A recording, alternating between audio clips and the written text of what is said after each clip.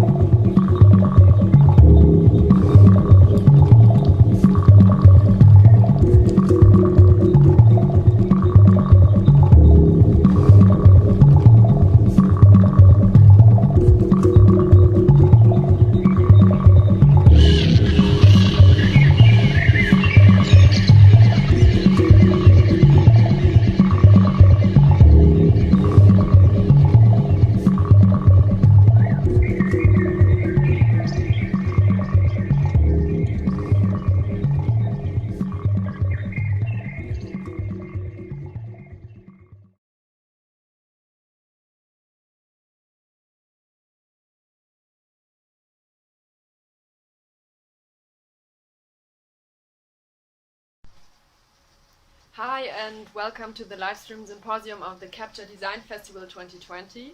We are students from the design faculty at the University of Applied Sciences in Mannheim, and this is already the 7th year in a row that this festival takes place. In the beginning, we never expected to have a virtual festival. Usually the workspace is in Mannheim at the Zeitraum Exit. It's a cultural center and a house of artists, and all workshops take place in the same building and the participants work closely together, meet in the backyard, have lunch, drink several beers together in the evening. So over the past years we created a typical festival feeling where you get to know other people, share the same interest in design and art, and spend a whole week together, even stay at the same sleeping place and just get the feeling of a community. We started as a very small local event, and since 2018 our festival is international and open for everyone. And even before going online, we had participants from different countries, Europe-wide, for example from Spain, Turkey, Portugal, Latvia, Switzerland, even Russia. And this year we finally expanded worldwide.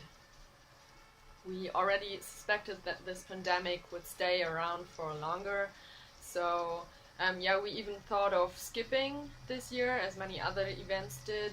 So in March we've had several online meetings with our professors and previous Captcha organizers, and in a short mention it was more kind of a joke. The idea just came out to have the workshops online, and we followed through that idea as kind of an emergency plan, but soon it turned out to be a great option with lots of potential. Virtual festival not only enables international participation during this pandemic, but it always is a very easy and comfortable way to connect with each other from abroad.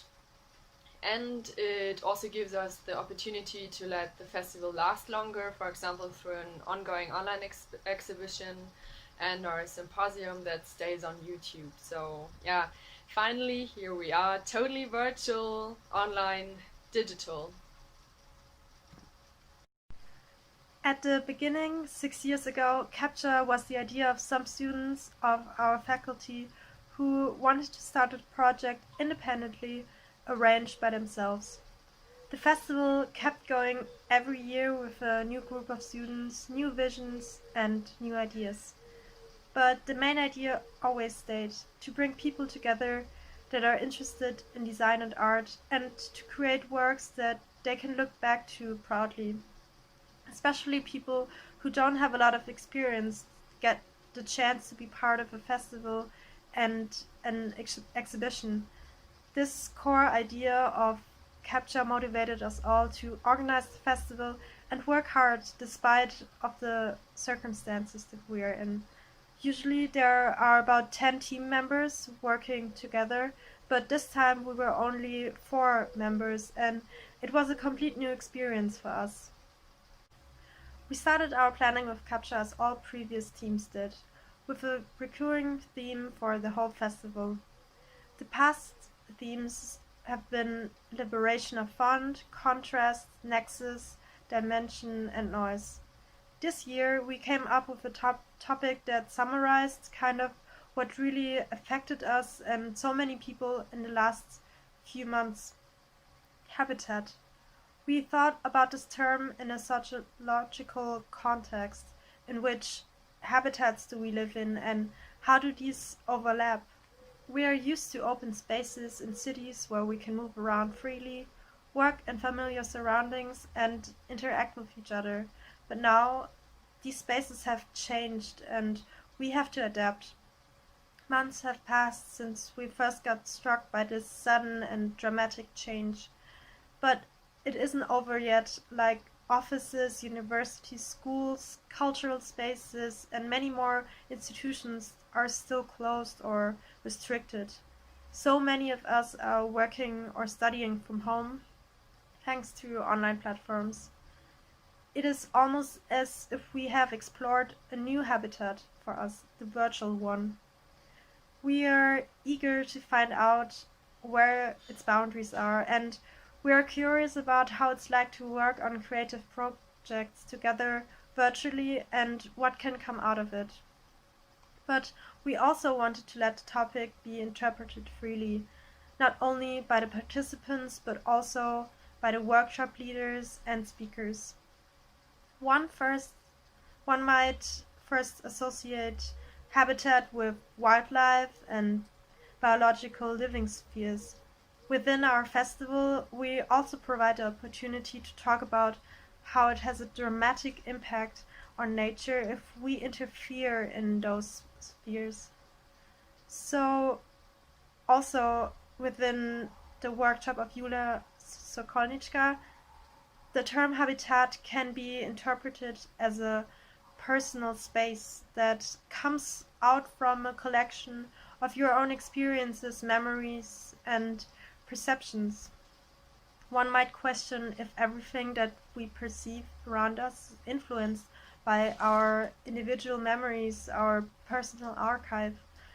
But habitat can also be interpreted in an architectural way, as shown in Montreal with the well-known building complex called Habitat, or historically, like changing habitats in culture, nature, and technology.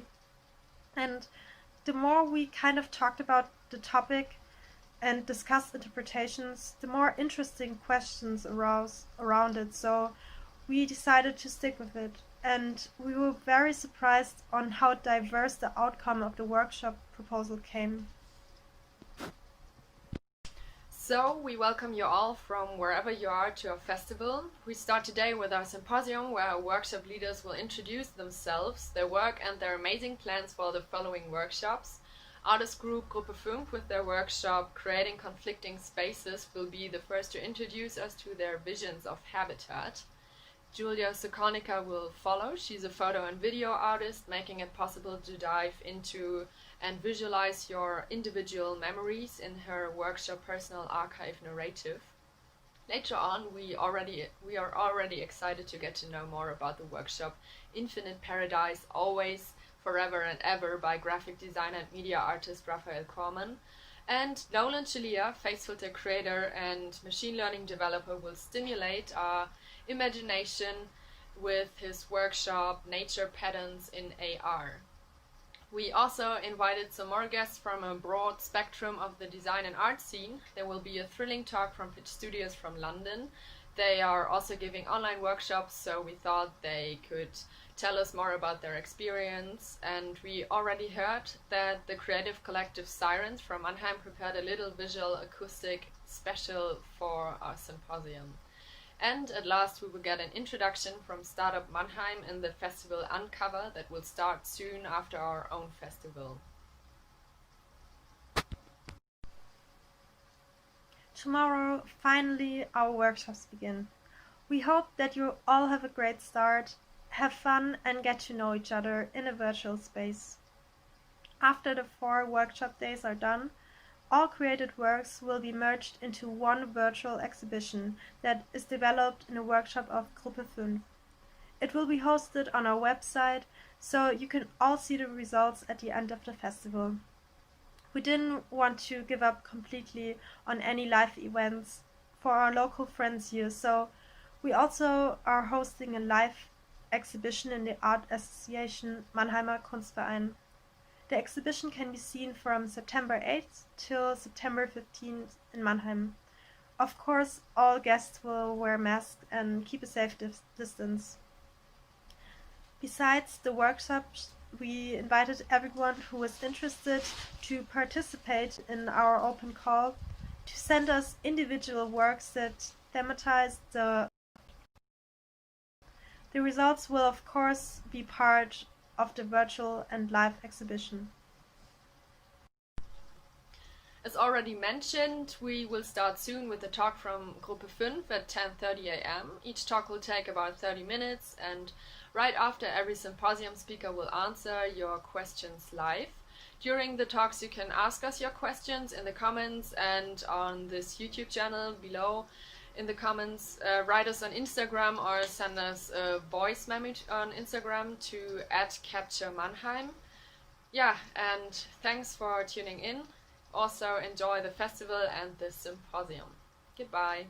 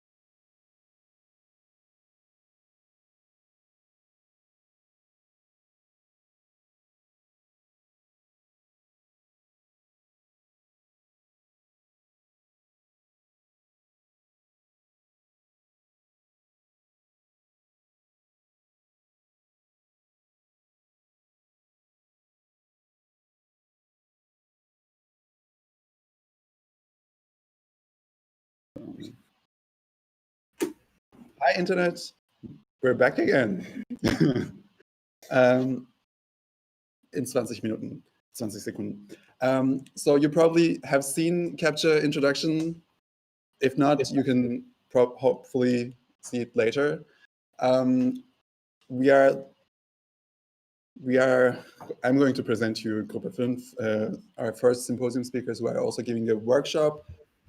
They're a creative collective investigating the overlap of physical and virtual worlds.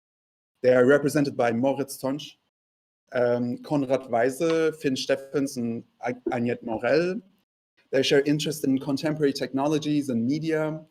They give a workshop on a 3D workshop on designing and realizing habitats while designing the Captcha Habitat online exhibition.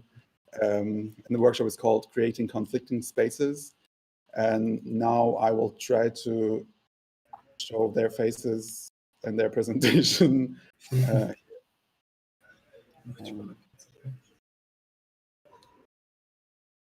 Are they in?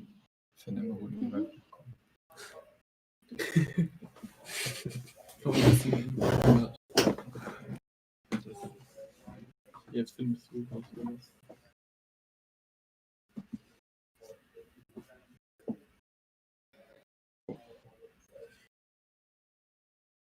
Yeah, I think you're online. Yeah. I think everyone sees you. All right. Say hi to Internet. Hi, Internet. Hello. Hello, Internet. Hey. Yeah, we're Gruppe 5. Actually, it's only the three of us today, as Agnette had to cancel spontaneously, unfortunately. But for Gruppe 5 as well, we are quite a bigger group of maybe 15 to 20 people around that. So it's not that fixed. We're working more loosely and topic-wise together. But for today, it's the three of us. But we are not like complete Gruppe 5. As our workshop will be, we will talk as well today about habitat as space of confliction, as our talk is titled. In this, we will present you three different takes maybe on habitat, which each of us individually and quite personally maybe also prepared, which can be a bit confusing maybe as they are not super linear. But if you have any question, please feel free afterwards. Or I think you can write them in the chat anytime, and we will try to answer them later. But yeah, this is the organization of the talk. And I will start now with building habitat and how to see habitat as this conflicting space.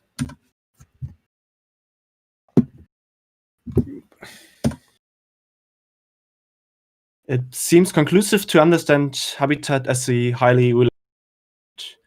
To define habitat always requires someone or indeed something who occupies this habitat and whose characteristics it somehow represents. Following this thought, it also seems conclusive to associate habitat with the environment that is immediately around you.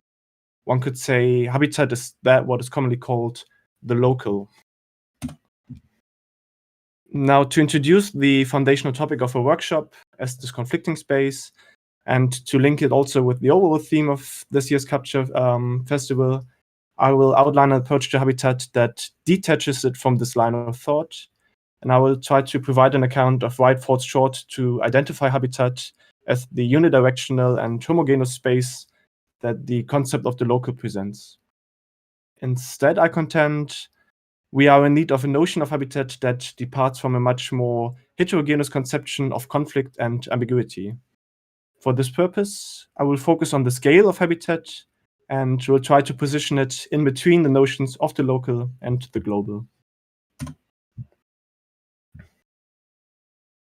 Famously and often cited, in 1962, Marshall McLuhan speculated on telecommunication infrastructure as creating a global village, a concept of total interdependence, which is shrinking global space.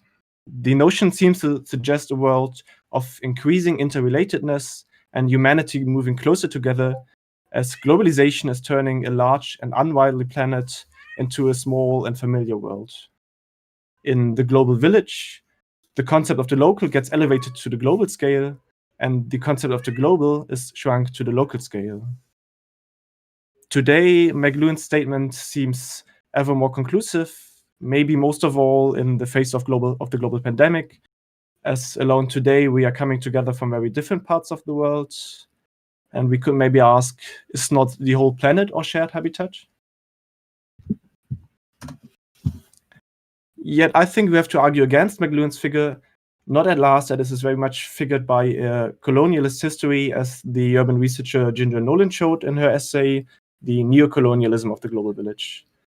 The global village simulates, quote, a perpetual peace enabled by electronic communications, a planet of total unity that neglects any situational specifics and any independent perspectives. McLuhan seems to suggest an endless habitat that all on Earth share mutually. Yet this detaches the habitat from its relational foundation. If the whole planet is a single habitat, it becomes independent from those living in it, eventually making it just a meaningless construct. So if you argue against the identification of habitat with neither the local nor the global, where can we position it elsewhere? It seems we are in need of a different approach to building relations that does neither depart from the largest nor the smallest frame of reference, but is positioned in between both. In 1990, the Caribbean poet and philosopher Edouard Glissant published an essay named Poetics of Relation. In this, he develops an approach to the relation of world and identity that can be read as an explicit resistance against McLuhan's global village. Stressing the naivety of the concept, Glissant states that holding on to the global village is above all holding on to an apolitical imagination, which as such can only remain imagination. So he opposes the global village with his concept of tout monde. This, translated one world, is withdrawing from the perpetual peace of the global village. It is a, as he names, chaos world that has to completely do without the universalizing claims which were still immanent in McLuhan's figure. Glissant's image emphasizes the multiplicity of relations in and to the world as an explicit political configuration we have to uphold and not, as McLuhan does, neglect. What Glissant offers is an account of the global that is much more than an accumulation of the local, and an account of the local that is much more than one specific place. His Poetics of Relation established a collective narrative of the one world, which he also calls world mentality, which strongly emphasizes the specifics of the individual and situated perspectives. Considering this, we have to reformulate the initial thought on habitat and expand it with a second aspect. Habitat is never just in relation to a single person or a single position, but always also in relation to other habitats. It is the result of the interaction of different positions and thus always dynamically linked to them. Habitat is inevitably anti-homogeneous. So if we refuse to identify habitat both with the comforting or even reactionary and nationalist scale of the local, and also with the universalizing or even colonialist scale of the global, where should we position and build habitat then? How to conceive an emancipatory approaches to habitat that withdraw from the narrow frames of both concepts? In her essay, Orientation in the Big World, the artist and writer Patricia Reed suggests a reconfiguration of the relation of local and global that renegotiates the possibilities of relating to the world, which does not shrink, but as she contends, increases in dimensionality and complexity. She emphasizes that the concept of the local is by no means a static characteristics of place or position, but a relative concept that requires the continuous definition of what local is in the first place. To meaningfully be able to describe something to be local, one needs to set implicit or maybe explicit thresholds. The local is then not so much linked to one specific scale as it is to this process of definition and localization. Considering this, Reach proposes a politics of location that does not fall back into old schemes of the local as the proximate or comforting familiar, but as a highly dynamic concept that is built upon its specific relation to the larger scale of the planet.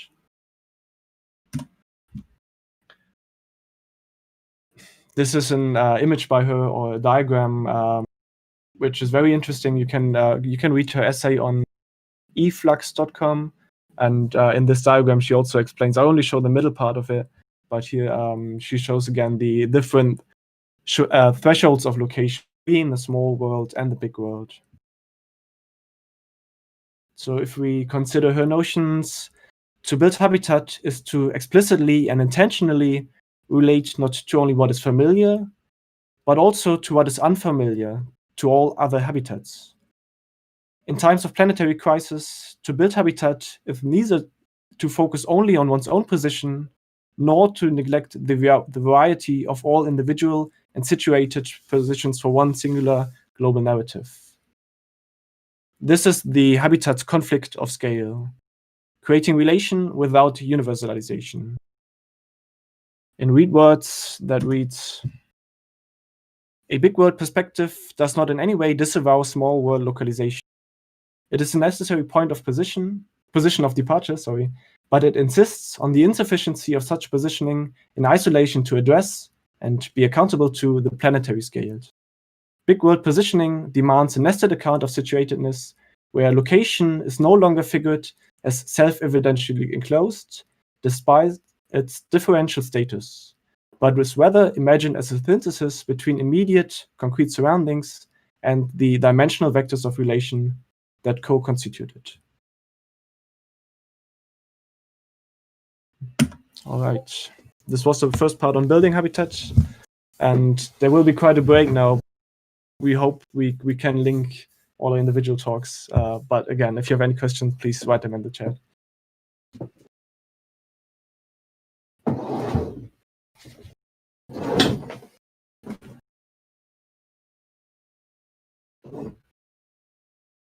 Okay, hi.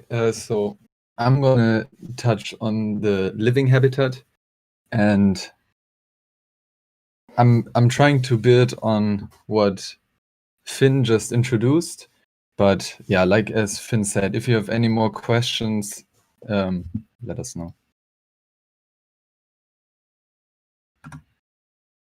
Computation is all around us. Whether it is the self-reinforcing machine learning algorithm used by the local police to predict the next crime, or whether it exists in the form of algorithmically created YouTube videos for children to maximize view counts, or whether it is the next hype technology that consumes more electricity than entire countries. In today's information age, software not only becomes an essential part of everyday life, but it determines most of it. Nevertheless, software's implications are not always that visible or directly measurable. It seems like software is losing its materiality. Software itself is written in various programming languages, ranging from high-level languages that are close to English to low-level languages like assembly, which is also called symbolic machine code because it is nearly to writing actual ones and zeros. Software essentially always compiles down to binary code to be able to execute on its underlying hardware. Today's hardware architecture is based on one crucial component called the transistor, which you can see here on the left. It basically acts like a switch that can be turned on and off, or that sets the voltage to 5 or 0 volts. This component made it possible to write basic logic in so-called logic gates, which you can see on the right. A constellation of multiple logic gates is called an integrated circuit. It is built to perform specific kind of logic operations, and from there on the complexity of logic is as good as infinite. So let me rephrase. Software is losing its local materiality, because since the beginning of computation, its physicality has become increasingly small. In 1965, Gordon Moore, the founder of Intel, famously stated that the number of transistors in an integrated circuit will roughly double every 2 years, which you can see here. And since the statement, the integrated circuit industry didn't slow down, Intel became so powerful that it drove almost every innovation in the field, leaving no space for competition while trying to catch up with its own expectations. It's also, it's interesting to note that this is not like a physical law or something. This was just like a prediction, but how it is in the tech industry, it's a prediction is a lot of times just then kind of like the bar that the industry sets itself. The first transistor made by Bell Labs, what you can see on the left, was roughly 50 millimeters in height. Nowadays, transistor sizes down to 10 nanometers are the industrial standard, which you can see on the right. 10 nanometers is roughly the size that your fingernail is growing in 1 second. So it's very, very small. Physical computation became almost transparent. Most of the computation is happening behind the user interface, embedded in integrated circuits consisting out of roughly 3 billion transistors. Fiber optic cables lay deep in the Pacific, serving the invisible backbone of the internet, and almost everything is stored in the cloud, also known as the vast network of city-sized data centers spreading around the globe. But it is exactly these phenomena of contradicting materiality which make computation's habitat. The almost transparent local materiality and its counterpart of a highly networked and widespread global materiality. Any close-by transistor has the potential to eventually influence and shift the formation of transistors on the other side of the planet, and with that, the outcome of its computational implications. Social-political implications, which create a specific kind of, just like Finn mentioned, an interactive, dynamically linked space of conflict and ambiguity. But it is also the contemporary artist working with computation, which is lost in between the machine and oneself. Since the rise of new media and Silicon Valley gadgets, computational thinking manifested itself into everyday life. Although the term is used frequently and originated in the computer science industry, James Bridle, the artist and author of New Dark Age, uses the term differently and puts it into another context. Rather than seeing computational thinking as the concept of being able to abstract a problem and automate and analyze the solution, Bridle connotates the term fairly skeptic. He sees computational thinking as an extension to solutionism, the belief that any given problem can be solved by the application of computation, and argues that computational thinking is prominent in the world today, driving the worst trends in our societies and interactions. Bridle goes as far as describing it as a way of thinking. Computation replaces conscious thought. We think more and more like the machine, or we do not think at all.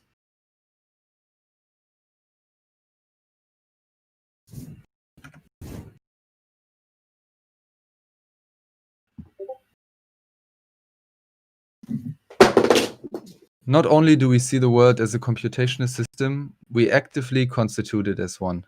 Through computation, this highly rationalistic way of thinking not only drives most disciplines from today, but it became the only option we have. Since Les Immatérieux, new media art was provided and sponsored by Silicon Valley tech companies.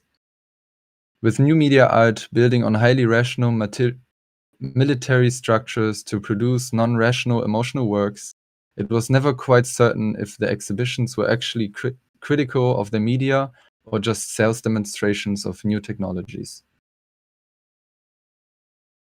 The Silicon Valley machine became the only option the new media artist has.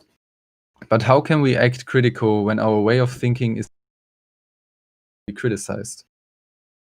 Maybe one could argue that the artist and the transistor are in a constant inhabitation of conflicting spaces, being ambiguous entities always in between two states, their local materiality and their global social-political implications.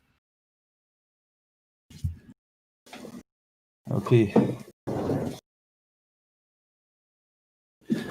Coming to the third part of our talk. Okay. And as Konrad already mentioned, there are ambivalent spaces for artists, so that like the artist is always somehow a channel, or like the critical art is always like a planned position, a planned space within the prevailing system, and thus is part of the system, and that's somehow a problematic position which the artist is taking, or which is like critical art has inside the tech-driven neoliberal system.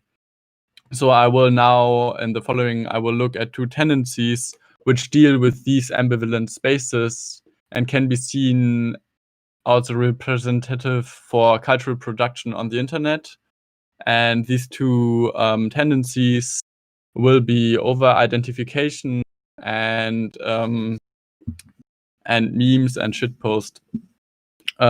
Since art can no longer take place outside of consumption, and the capitalist cultural system strategies which thematize this ambivalence gain importance. Aware of the powerlessness of critical practices, artists seem to play with the ambivalent position of art and are trying to exhaust this through exaggeration. In the tendency of over-identification, the artists overly identify themselves with the present system and its structures. Hyper-versions of its logics, its aesthetics, and its symbols get produced, displaying an extreme version of the ruling cultural phenomena. The artist group Bavo refers to over-identification as giving up the will to resist. In distinction to the rhetoric and character of other critical forms, here no antagonist role is assumed and no alternative is formulated. According to Bavo, society expects art to be critical, but also to remain a critique within a realistic and constructive framework, and not to lapse into revolutionary enthusiasm. Over-identification is a way to escape these pathetic demands to be idealistic as an artist and to perform an aestheticized critique. The ambivalent position of critical art and countercultural practices in the ruling system furthermore is thematized by this unscrupulously exaggeration of the logic of the ruling system. Eventually, the structures of the system can get exposed through this game of rejection and enjoyment. Wo klicke ich hier?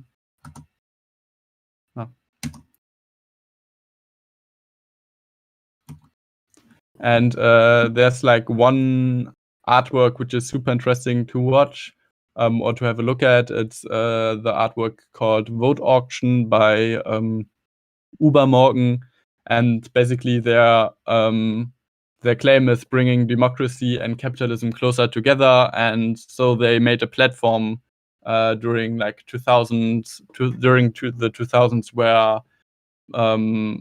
where votes for the American election were sold online. So you could sell your votes, and you could buy votes. And another example on over-identification is the artist, or like the fictional artist QT of the label PC Music. And QT is a performance artist which is produced by AJ Cook and Sophie. And it's somehow like a hyper version of pop logic and overly cutified imagery, and also like the intertwining of consumer culture, like the sponsorship from energy drinks and subcultural movements like and electronic music. Yeah. And I also brought like a small quote from Bavo, which I really like. Against the current tendency of what we call NGO art, which aims at making the world a slightly better place through artistic interventions, we claim that artists should rather make it worse, adding fuel to the fire so as to radically confront the current order with the ultimate consequences of its own principles.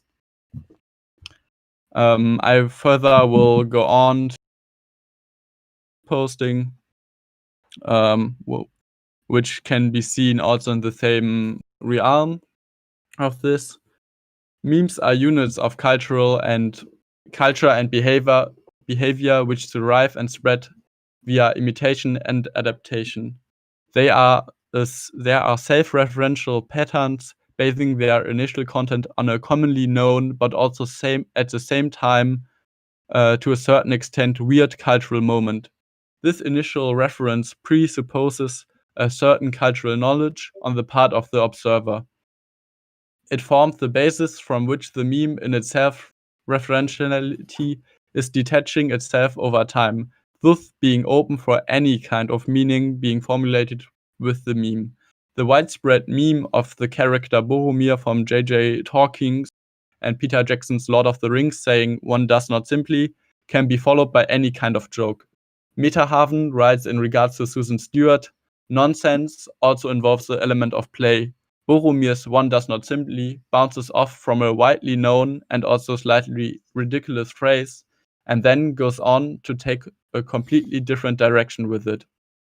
Shitposting takes this playful nonsense humor to an extreme, by mixing carnivalesque with uncanniness and grotesque. It is an ambiguous position between homage and parody. It is an aesthetic decision to destroy a work of art from inside out. I will show you two works. It's like one is like a VFX breakdown from Mark Zuckerberg's Facebook post. No, it's an Instagram post, but it's a fictionist VFX breakdown of this post. And the other one is a highly referential shitpost, mimetic shitpost from Kotz and HDGDL.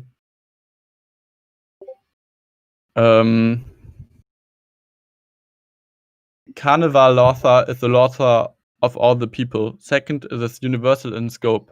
It is directed at all and everyone, including the carnival's participants. The entire world is seen in its droll aspect, in its gay relativity. Third, this laughter is ambivalent. It is gay, triumphant, and at the same time mocking, deriding. The sudden confrontation with nonsense is questioning the viewer's perception of reality and eventually puts not only the content but the whole context and framework of the content into question. Ultimately, nonsense and shitposting brings the discourse to a meta level by dethroning the content level.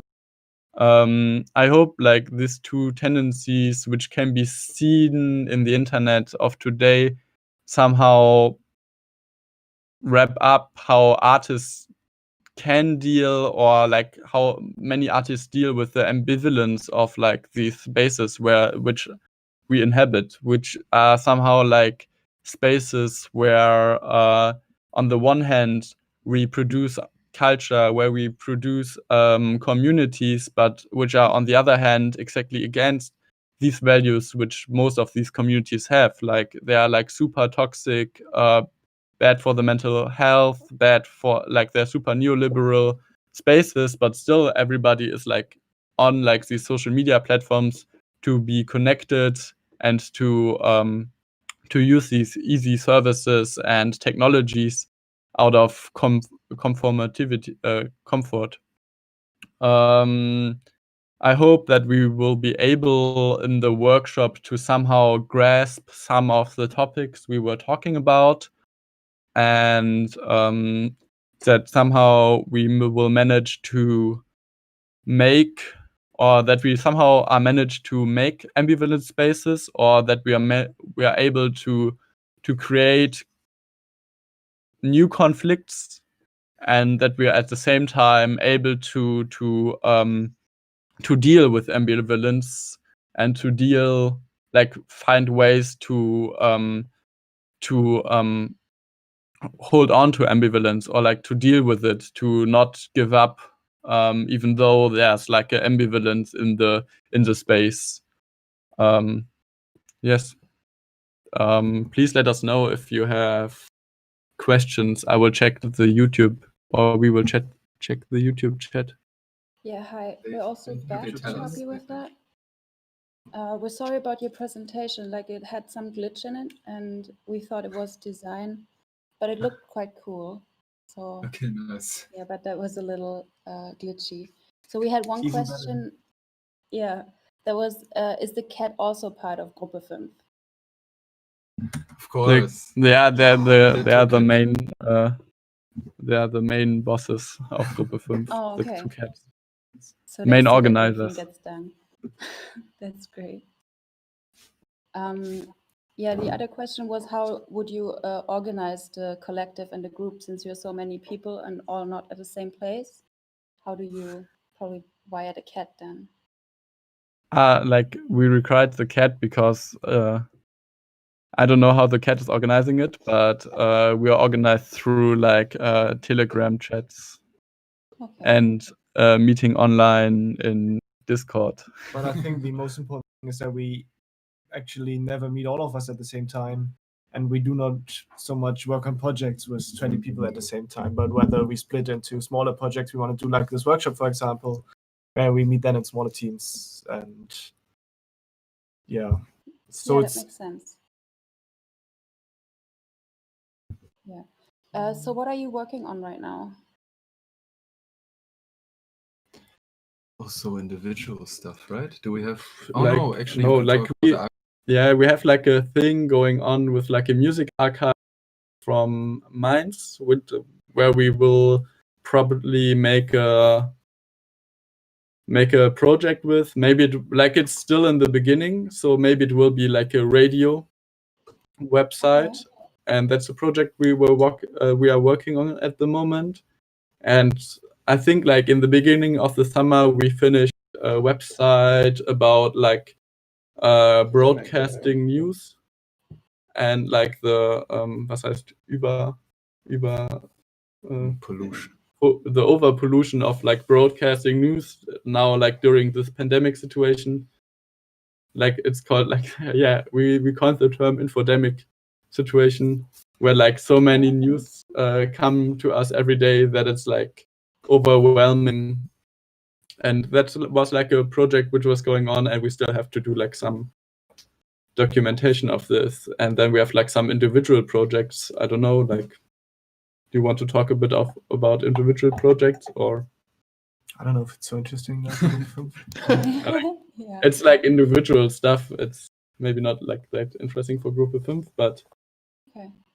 maybe we have to look at the I found it pretty cool that you just did not present your works and then just created this amazing presentation.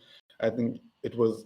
I think I still have to process it, but I'm really excited about your workshop. Like I can imagine how you can combine these stuff, or like how you can interpret these stuff. I think maybe it's in the context of a workshop.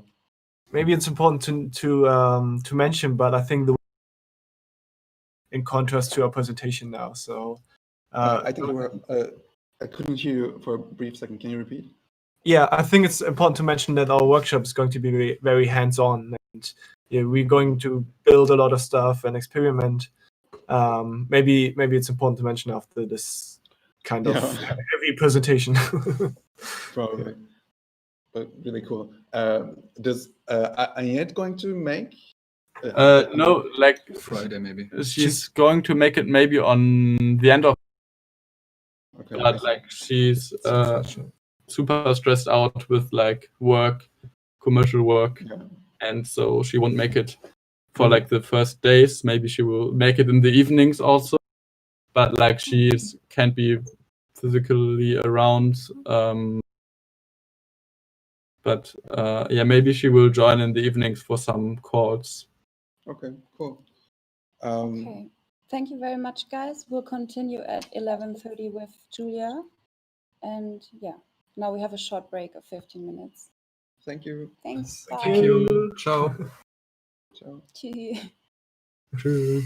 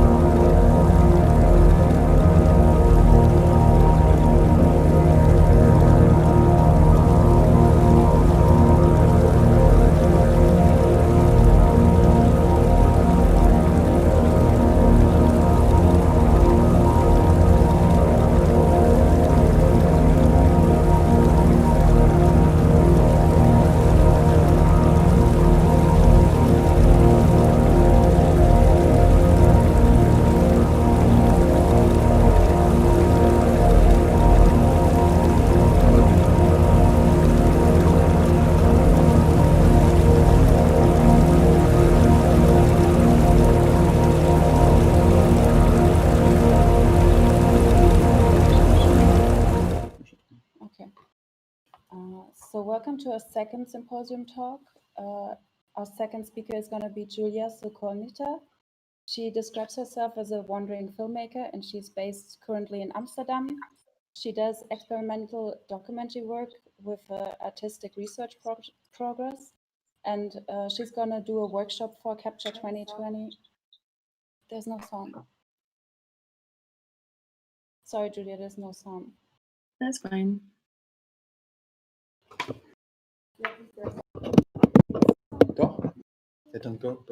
Okay, so she'll also be holding a workshop for Captcha 2020 about creative practices and creative timelines and narratives in filmmaking.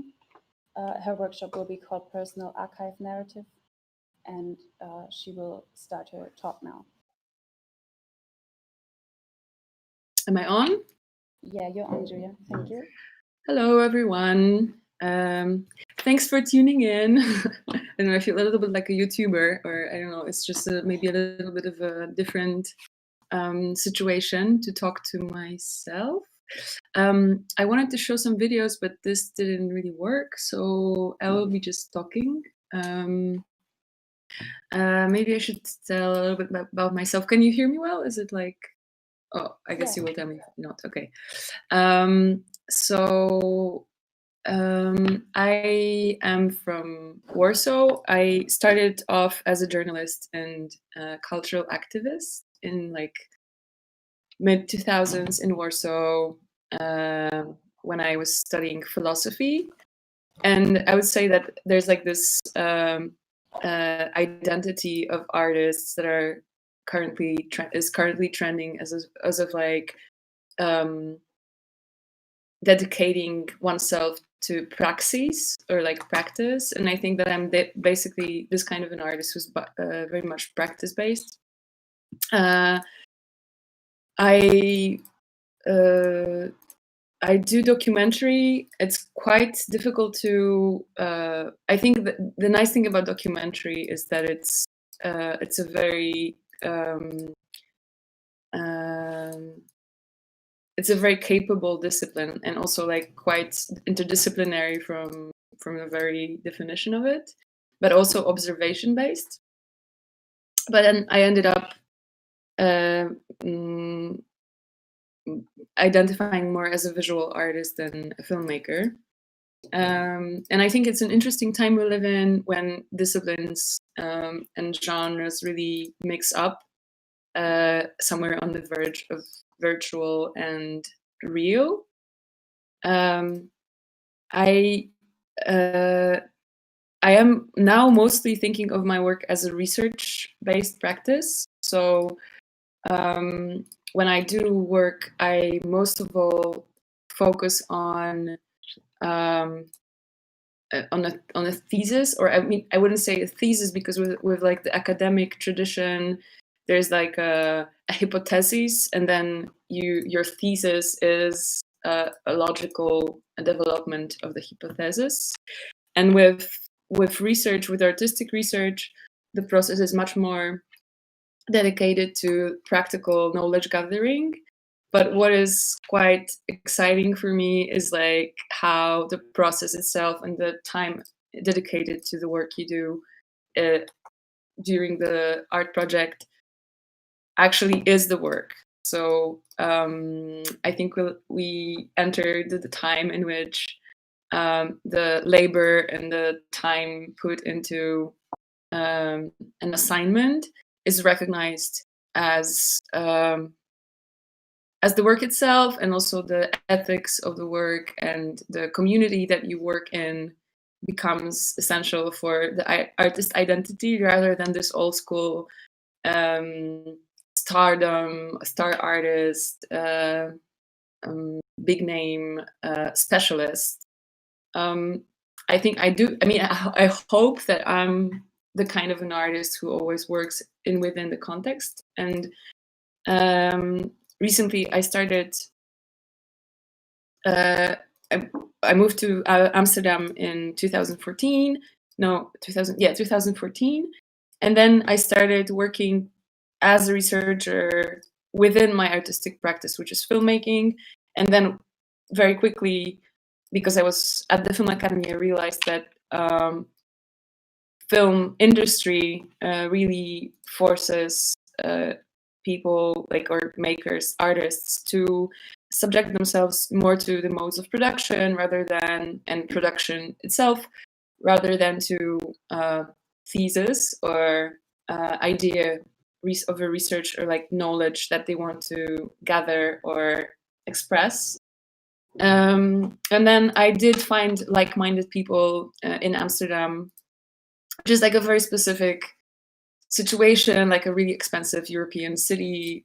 All the art scene is in majority white, wealthy Europeans, but then it does seem to be a promise of some egalitarian approach to making, when the very process and the very dedication and intention of the work is rewarded or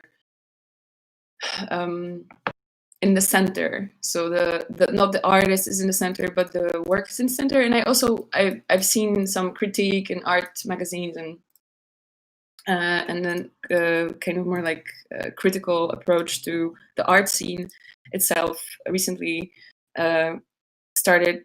There was this case of the I forgot the name of the award, the British award that is usually given to one best contemporary artist, and it has been split into all the artists that have been nominated split the award, and the same thing happened with also this contemporary German contemporary art award, the one that's going on in Hamburger Bahnhof. A couple of years ago, there was a protest letter from all the female artists that were credited mostly for kind of identity politics rather than for actually the topics of their work. So making the long story short, artistic research as a discipline, in my opinion, is something that emphasizes the labor of an artist and emphasizes the expertise and emphasizes the temporality of the work. Since I can't show my actual work, I asked the team to put my website to the video chat so you can check it out.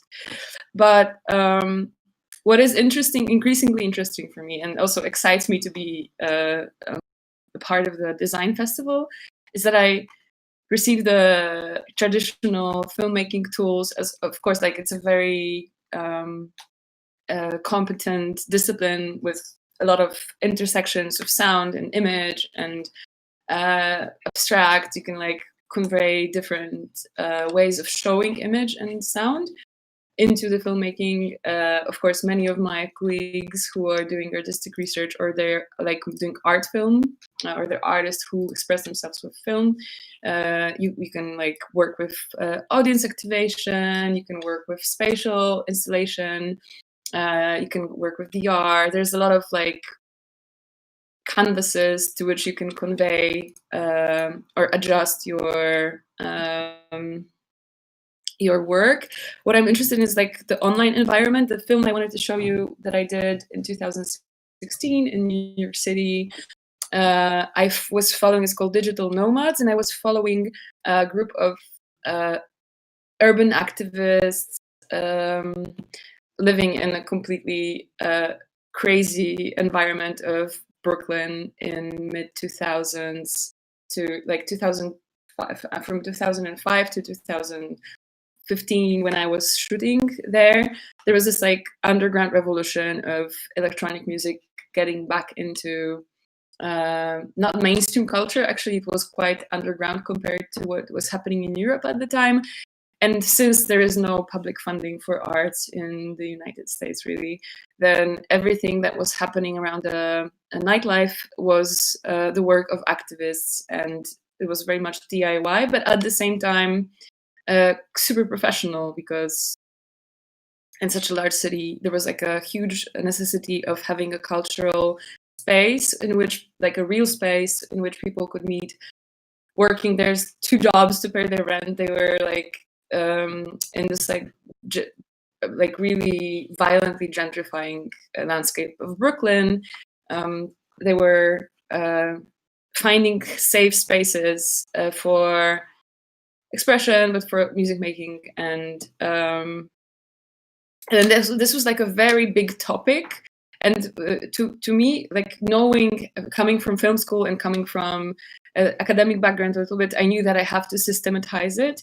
But then I actually, when I was presenting the sketches of the work to my team of researchers, we noticed that it actually is much more interesting to show it as a live presentation. So taking much more from the storytelling traditions and allowing the audience to actually interpret the material by themselves. And at the time, also in Amsterdam, where I'm located, ITFA, the International Documentary Film Festival, has been putting more and more attention into the Doc Lab section, which is an experimental documentary workshop and exhibition.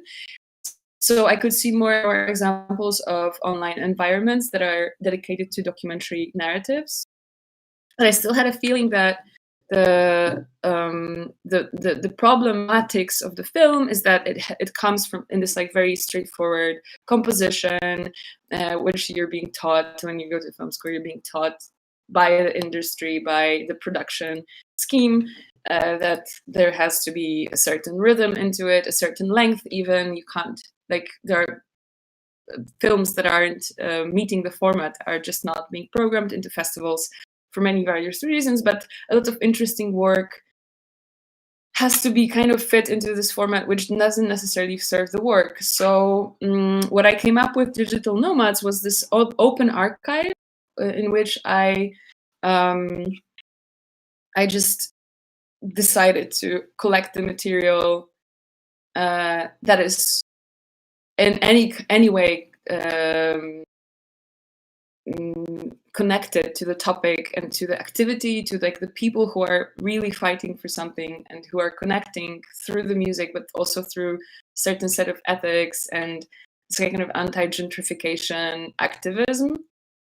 And I interviewed a lot of them, and I put also scenes of just like how the city looks like and why is it necessary to invest into this kind of activity. And the idea was that the film will be an open archive. So this was Digital Nomads, and I was first mixing it live like a DJ in a cinema screen, and also narrating. Then I also had some kind of interactions incorporated into the film, like Skype talks and visitations from people who are actually part of the film. So you could like also interact with the person. And then that time I thought that what is making this kind of work very real or authentic is the presence of a relatable character.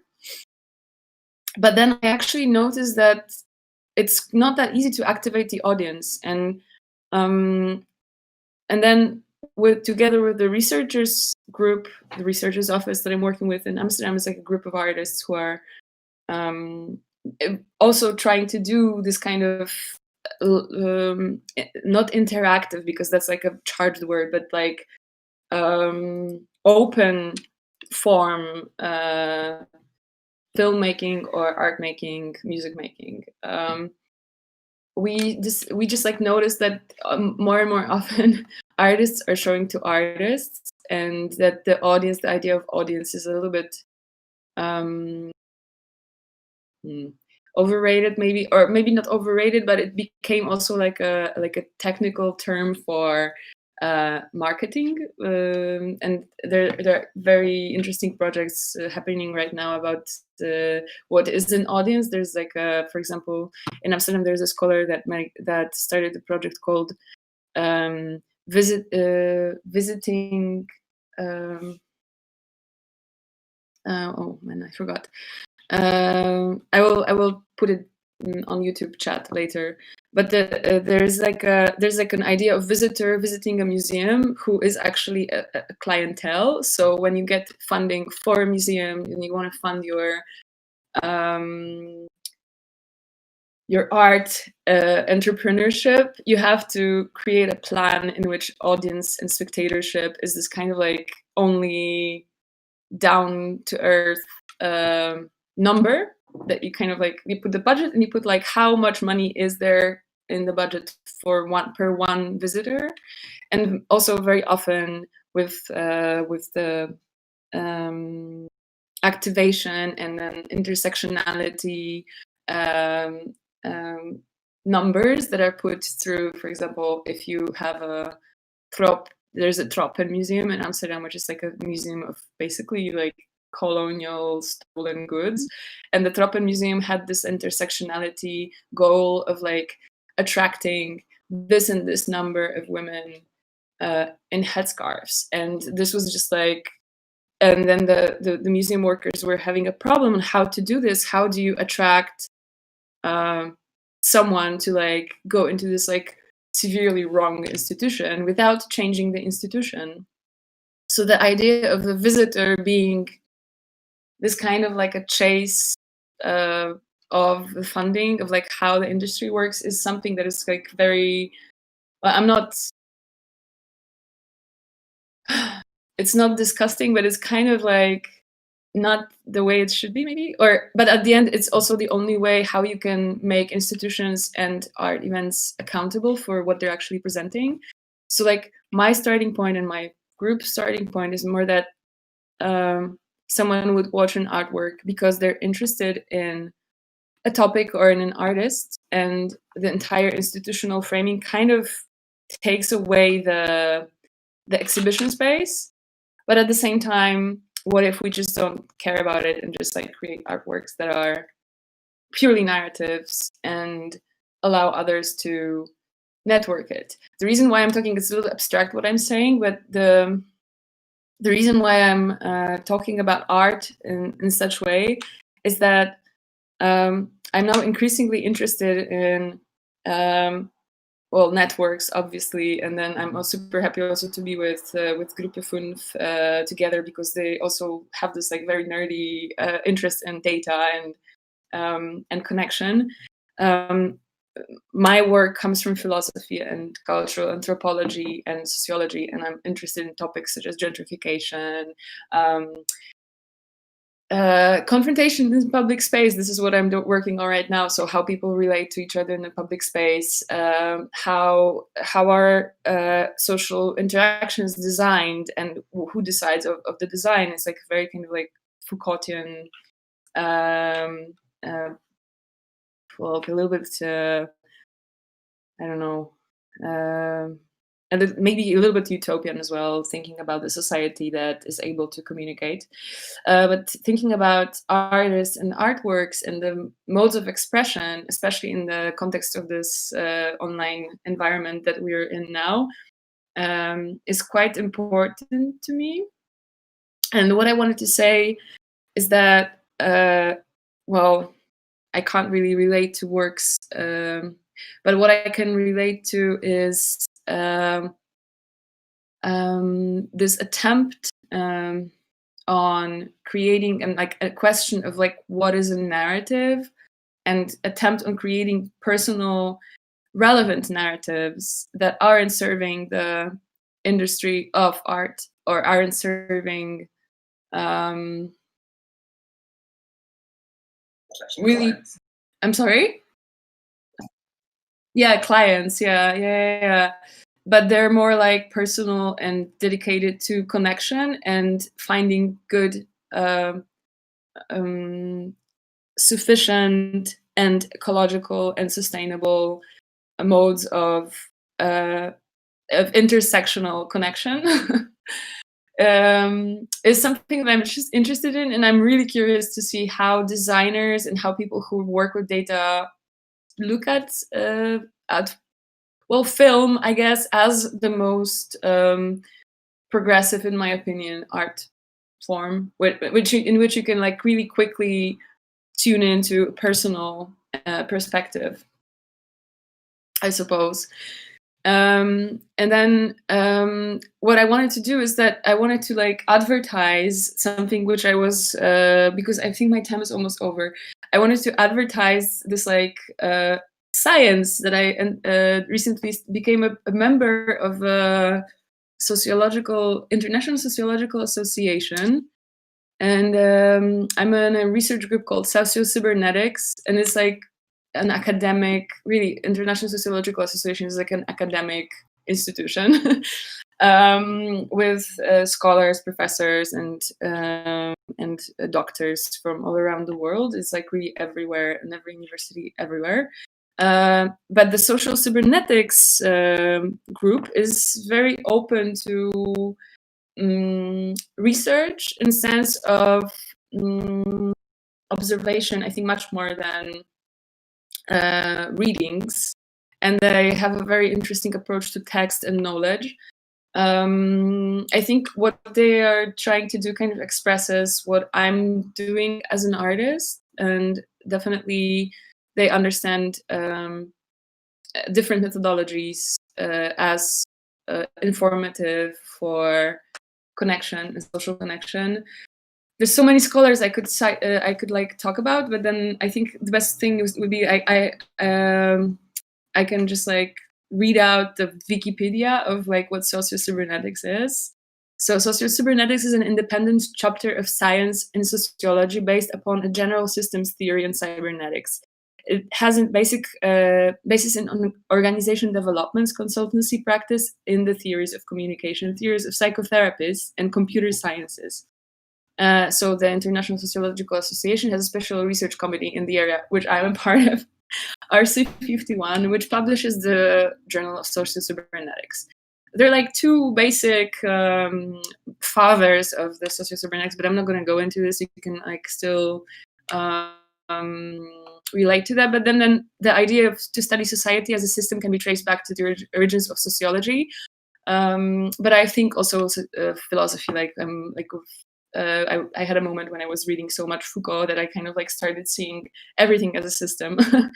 And I think for me personally, this approach to seeing the societies as systems and learning about how we actually can relate and design those systems is like also if we think about writers who influence art most, like Walter Benjamin, who's like idea of wondering and seeing and intertextuality, I think is super important to like contemporary art practice. And also as I mentioned Foucault, but all the identity enhanced thinkers, contemporary feminist thinkers, like there's so much perspective that has an importance into understanding how the entire system functions. So just to wrap it up, in my workshop, I think I would like to, it sounds a little bit all over the place, but I would like to, and not only in my workshop, but in general, I'm kind of like open up for communication from anyone who wants to talk about connecting artworks and connecting perspectives and connecting personal stories and personal narratives and thinking about how what the narrative is, in a sense of, do we want to tune into the official political narrative? Do we want to combine our narratives and our perspectives into creating a counter narrative to some specific narrative, which is like, for example, what some thinkers claim that the online environment could become like a safe haven for unlimited networking. I don't think it's possible in this like kind of interfaced net reality that we're in, but maybe it is so. Maybe we should just like create new networks, straightforward, and just like there's always going to be a content of expression we can fill in. I think we started a little bit later, so I'm still gonna say one thing, which is more an introduction to what I wanted to do with my. Is it okay if I? Yeah. We Okay, started cool. later, but we have also buffer before the next presentation. Also, next presentations. Okay, cool.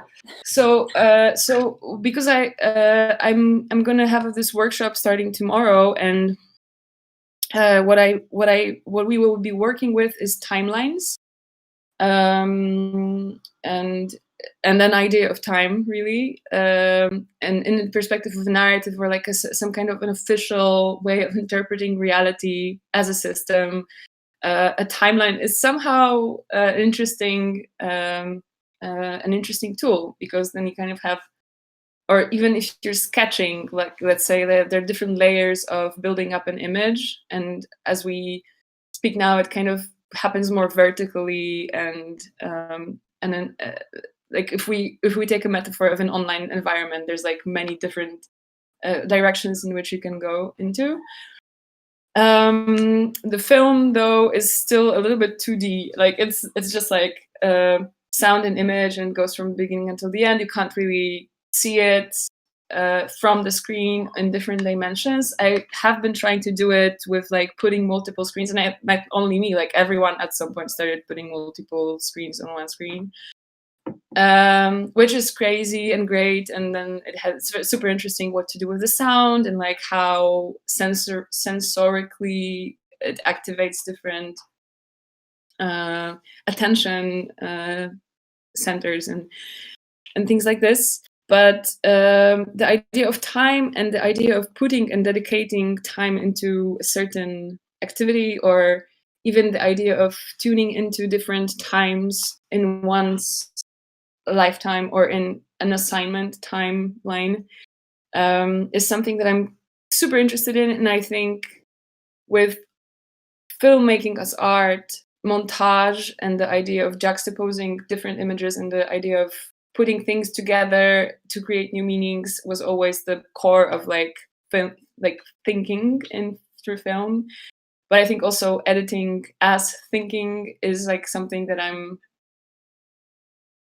I think it's a core of the practice of a filmmaker. Like, how do you think? How do you put things together? And the first exercise that I wanted to do with my workshop participants, but I think everyone can do it from home, is something that I learned from the Black Quantum Futurists. It's like a group from Philadelphia, from the United States. You can go on blackquantumfuturism.com and check it out. The core of the group is 2 Black female activists, feminists from Philadelphia. It's a collective. The core of it is the collaboration between Kamiya Aiwa, who goes also by the name Moore Mother. She's a writer, she's a DJ, she's a musician, a poet, and Rashida Phillips, who's also part of Afrofuturism. She's a writer, and she's also a lawyer and a social activist fighting gentrification in Philadelphia and supporting Black women in the fight for, not really even equality, but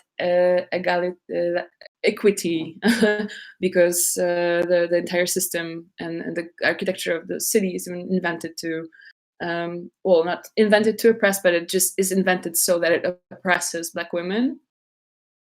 So the 2 of them came up with a series of workshops. It's a practice. It's not a theory. It's a practice, which takes a lot from Black science fiction, feminist science fiction, Octavia C. Butler, and it comes from this idea that time isn't linear, or that the linear time that as we know it as Europeans, linear means like there's a past, there's a present, and there's a future. It's a colonial oppressive concept, basically. It historically served to create tools of power by creating a narrative or a conceptualization of time and how it evolved, and the idea of evolution, even when the idea of evolution unfortunately also has an idea of progress embedded in it. So somehow things that are in the past are worse than things that are in the present, and then the future is supposed to be progressing even more. So it's an extremely explorative narrative that also kind of assumes that the winners are coming, like the losers are in the past, and then we bury the dead, and it's super interesting philosophically and spiritually. And then it happens so that most of the indigenous cultures don't have linear time. They are still connected to the land and to their ancestors. And it's so interesting to tune into this sensibility of time to actually address future and the past simultaneously with the present. That's why it's called quantum, because it comes from this quantum theory, when you kind of like allow particles to go into different modes of temporality at the same time. And what the workshop I did with the Black Quantum Futurism taught me, they had like a number of exercises, and I think you just should try to go to have a workshop with them, because it's amazing.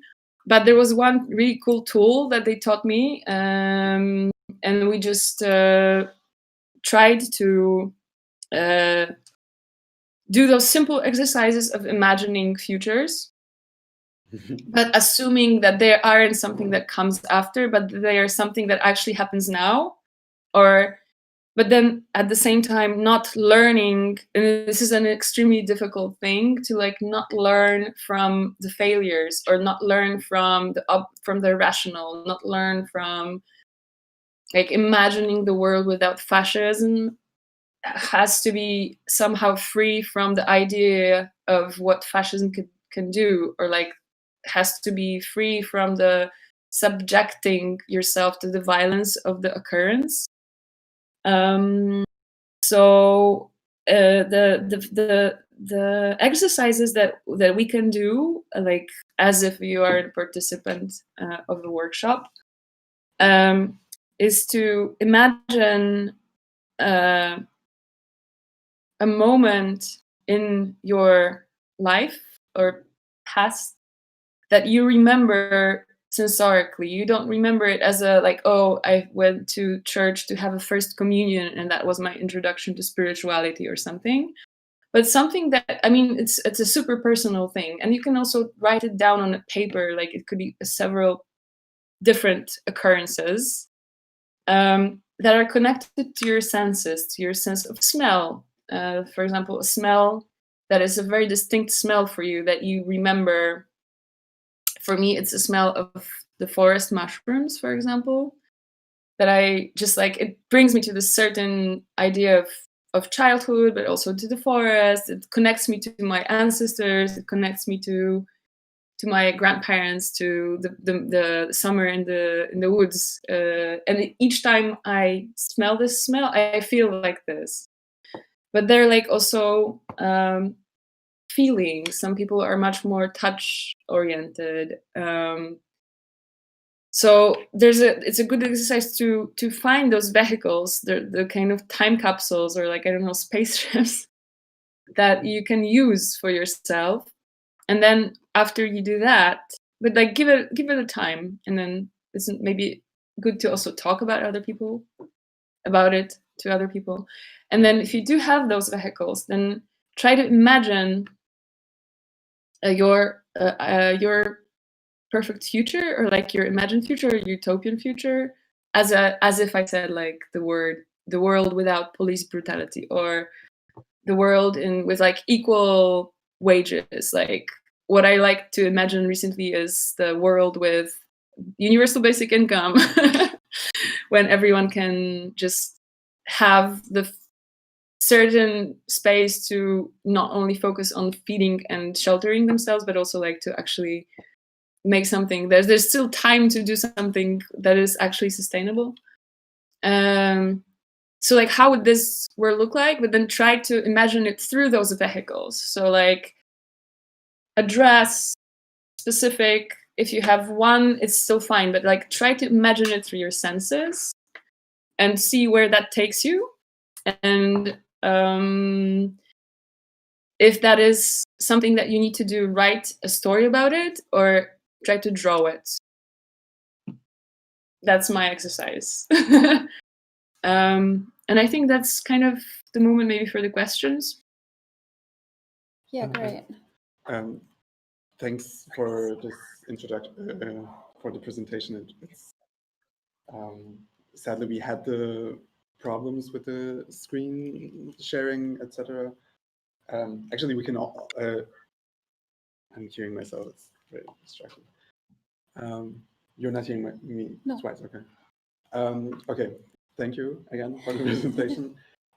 It's how you like approach this medium, and you're saying it's also part of the nature of film, obviously working with time and juxtaposing many stuff, and then seeing this medium also as a system, or like or taking this critically in sociological perspective, philosophical perspective. I'm really excited about your workshop. I hope I can sneak into your workshop room, digital room. There are so many stuff. also amazing. I mean, the quantum logic also. We can actually play if you want. We found the digital nomads fragment. If you want, we can also play that. Yeah. Maybe let's do that. Yeah. Maybe it's also interesting for the. And they can't see us right now. They can't. Yeah. But that's okay. Oh, okay. I'm talking.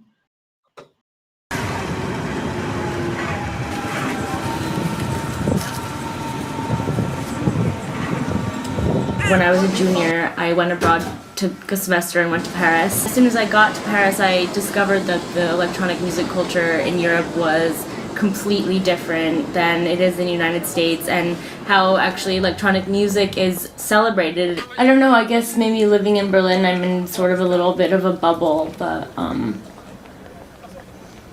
mean, yeah, there's like a Berghain fashion, I guess. It's a really interesting point to bring up, like what is underground? I mean, I would still consider that Berghain is underground, even though it's in magazines, you know, worldwide. Underground is not a career. You can't build a career out of underground, because that whole thing is based on failure. The whole thing is meant to fail, completely combust, and just implode, and just blow up in flames. It is not meant to be sustainable by its very design, by its virtue. It is not meant to sustain or support anything, or in this country anyway, where the government does not support the arts, or not nearly to the extent where that European states do. Like in Sweden, you could be an underground promoter and like do okay, be supported by the state, promote the arts, have a small hostel where the artists stay, and feed them, and put on these shows, and everyone's excited about you. They do articles. No one gives a fuck about this thing here, and that's fine. That's just fine. But I feel that understanding underground for what it is goes a long way. Like, do not misunderstand what this is, because you could really fuck yourself up. I don't really would want necessarily to be a DJ that's always traveling. Mm-hmm. I think that's very isolating. And so I think that finding a good balance between traveling and having like a core home, like party and people and a community that are like behind you and part of what you do. Like where I'm going is a part of where everyone's going, and like I am a product of the people that gave me opportunities and that were here, and like we're all interconnected like that. There are people that are just closer to you, that have been part of it, that you do parties with, that you spend time with. There are these people that you're just like, this is a part of what's going on with us, and we're all DJs and we're all here at this time and place. And like, of course, a lot of it right now is centered around Bossa Nova Civic Club. Bossa Nova was just another like ramp up of this same thing that happened in Boston with techno, at this other club called the Middlesex with another community, many of which are now here with me now, What is this thing that is our passion? For whatever reason, there's enough of us slamming all up on each other for this thing, whatever it is, that is music, that is passion, that is life, that is culture. It's obviously powerful,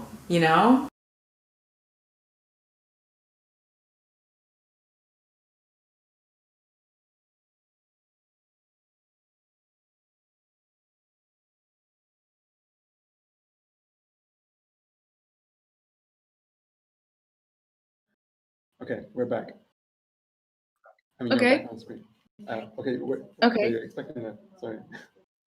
No, it's okay. I was just also looking at my phone on the YouTube to see which fragment you're showing. But it's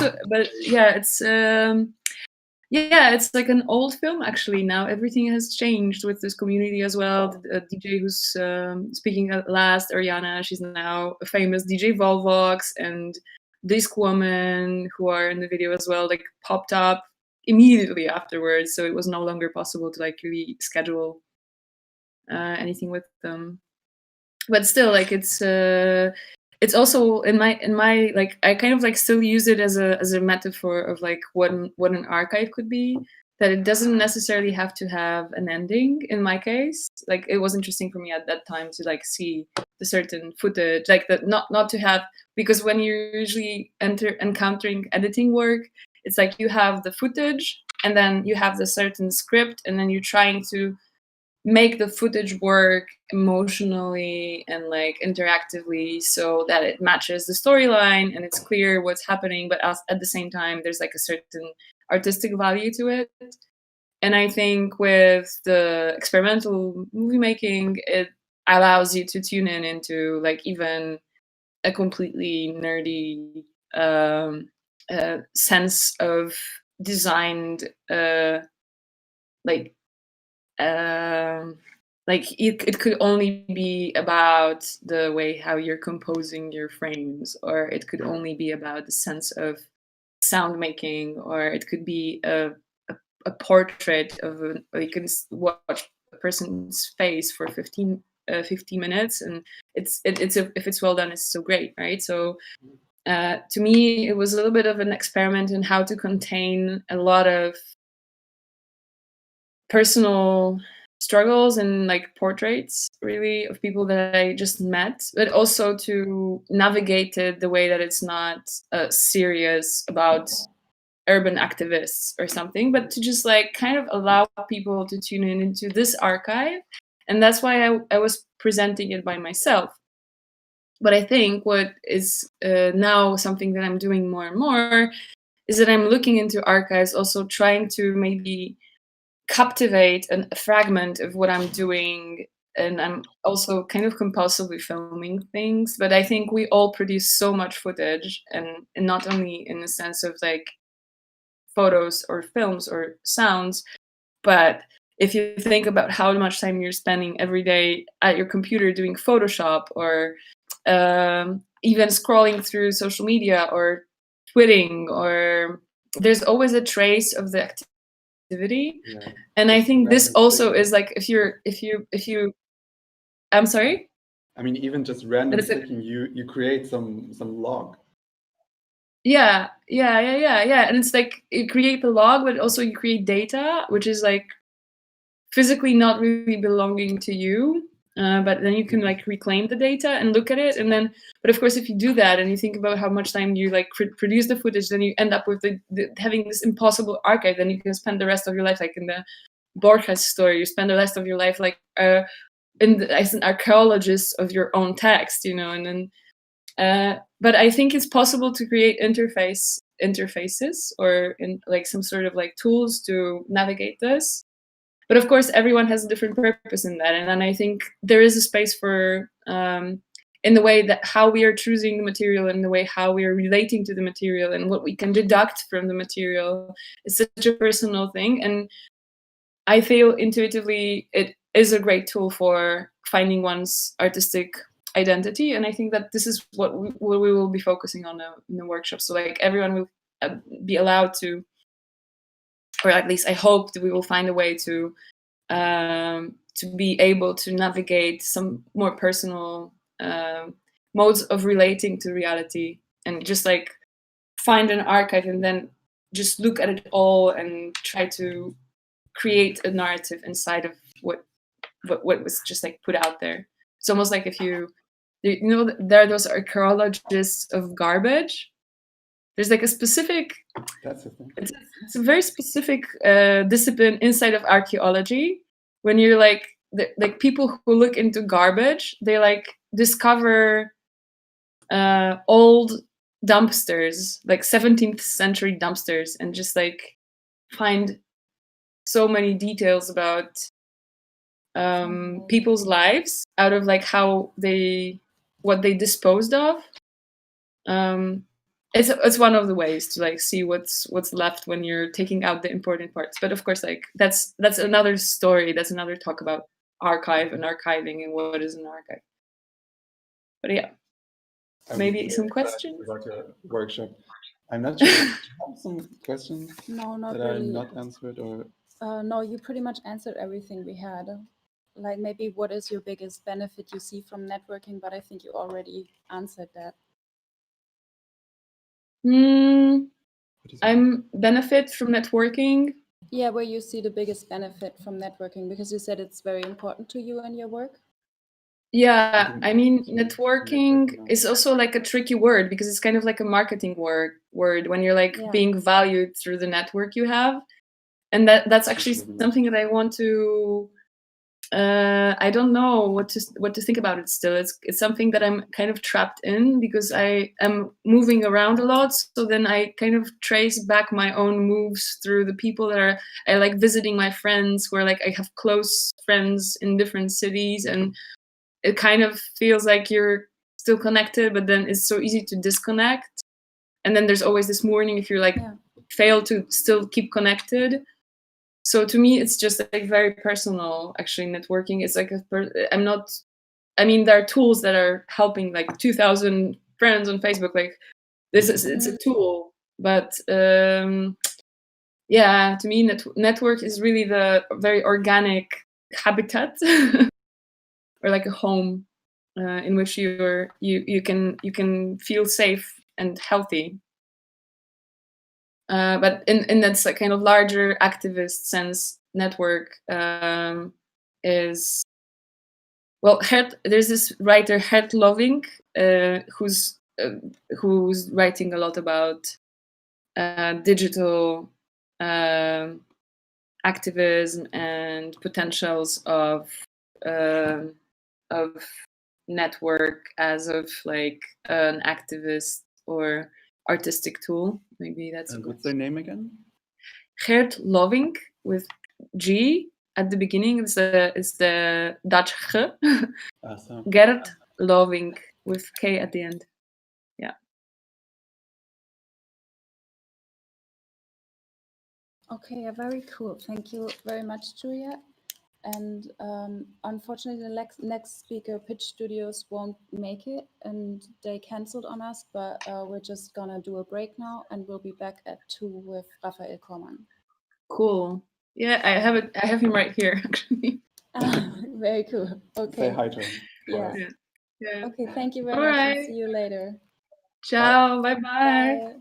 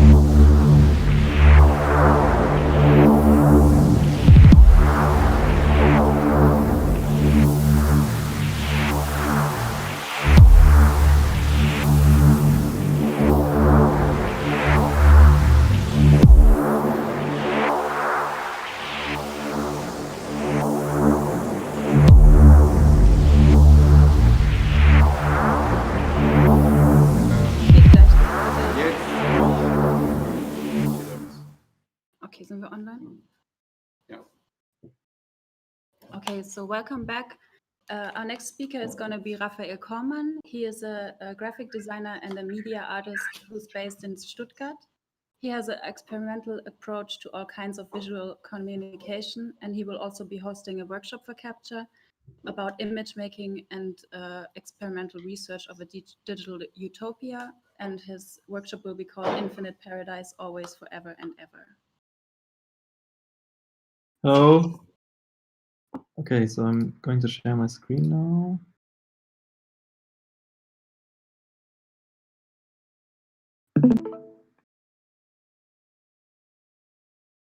Okay, do you see the presentation?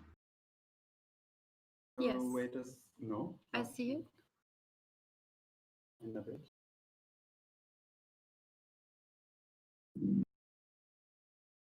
Yes. Hello, hello. Yeah. Can you see the presentation? Yes. Okay. So thanks for the introduction, and welcome back to the second round of talks at this year's Captcha Design Festival. And thank you for what? Sorry. It's not very high definition, but it should work with the internet connection better. Working? Yeah, it's working. Okay. Okay, thank you for tuning in. I think it's gonna work now. I really hope you can understand me and see the presentation. So, as Katharina already said, my name is Raffael Kormann. I'm a graphic designer and also kind of a media artist based in Stuttgart, Germany. I just graduated from the Stuttgart State Academy of Art and Design in communication design. And during my studies, I did a lot of projects related to poster design, some of them for cultural clients like the Schauspiel Stuttgart, for example, or the Kulturzentrum Merlin, and some of them for parties at the Academy as well. I also worked on a lot of like more classical graphic design projects like identities, books, magazines, and stuff like that. And during my studies, I also moved to Berlin once to do an internship at Zeitmagazin, where I worked inside of the editorial office on several issues of the magazine. And in this special issue, I had the opportunity to develop a typographic concept, which was really cool. But after working for a magazine, I decided to do another internship because it was really like you only work for that one client, and you get like pretty much into a routine pretty fast. And that's why I decided to, and I wanted to get deeper into working for a broad range of clients and get better insights into like the art direction of bigger projects. That's why I decided to move to Munich to work for Büro Mirko Borsche. And there I worked for different clients and magazines, such as the Max Josef magazine or Spike Art magazine, as some of you know. And in addition to that, I also had the opportunity to design 2 issues of the Super Paper magazine, which was a lot of fun because in this magazine, which is kind of an independent city magazine of Munich, you can play around and basically do whatever you want in terms of typography, layout, and yeah. But most of the time at Büro Borsche, I worked for the Bavarian State Opera. Here you can see 2 posters, season 2019 and 2020. And for the whole season, we worked together with an artist called Scorpion Dagger. I think a lot of you might know him from Instagram. He's pretty famous, actually. Besides my communication design studies, I also studied fine arts for some semesters. Did a lot of experimental work in different fields, such as drawing, painting, and sculpture, but also in video and digital media. For example, this website where background and foreground images are randomly combined with each other to create unexpected, surprising visual output and aesthetics. And also creating like special narratives with the combinations of those images. For the last few years, I've also enjoyed working on video projects a lot. Here you can see some examples, and I want to show one of them with sound. I hope it's going to work. Can you hear the sound?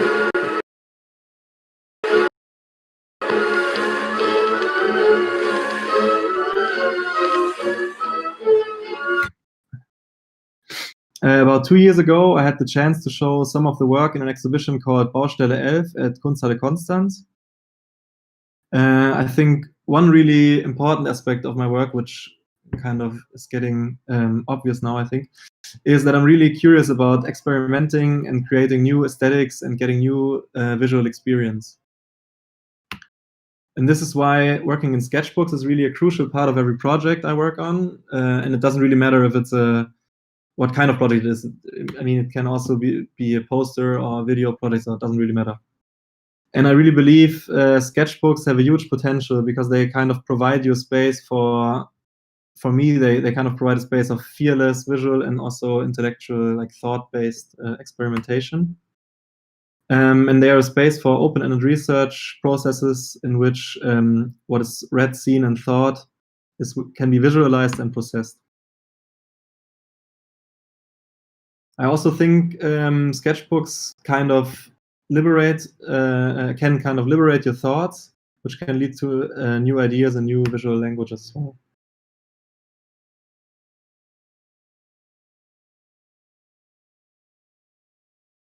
In sketchbooks, really important to me, and it influenced my work a lot, I think.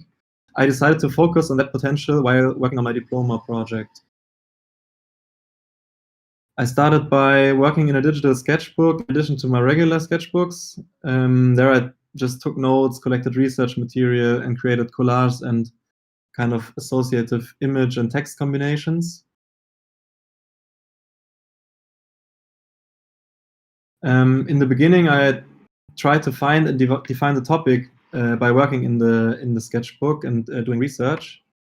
A lot of research was based on more like philosophical topics and terms like time or truth, like really highly associative terms, but also on our perception of reality, which has been changing pretty much because of the rising impact of immersive digital technologies like virtual reality, augmented reality, etc.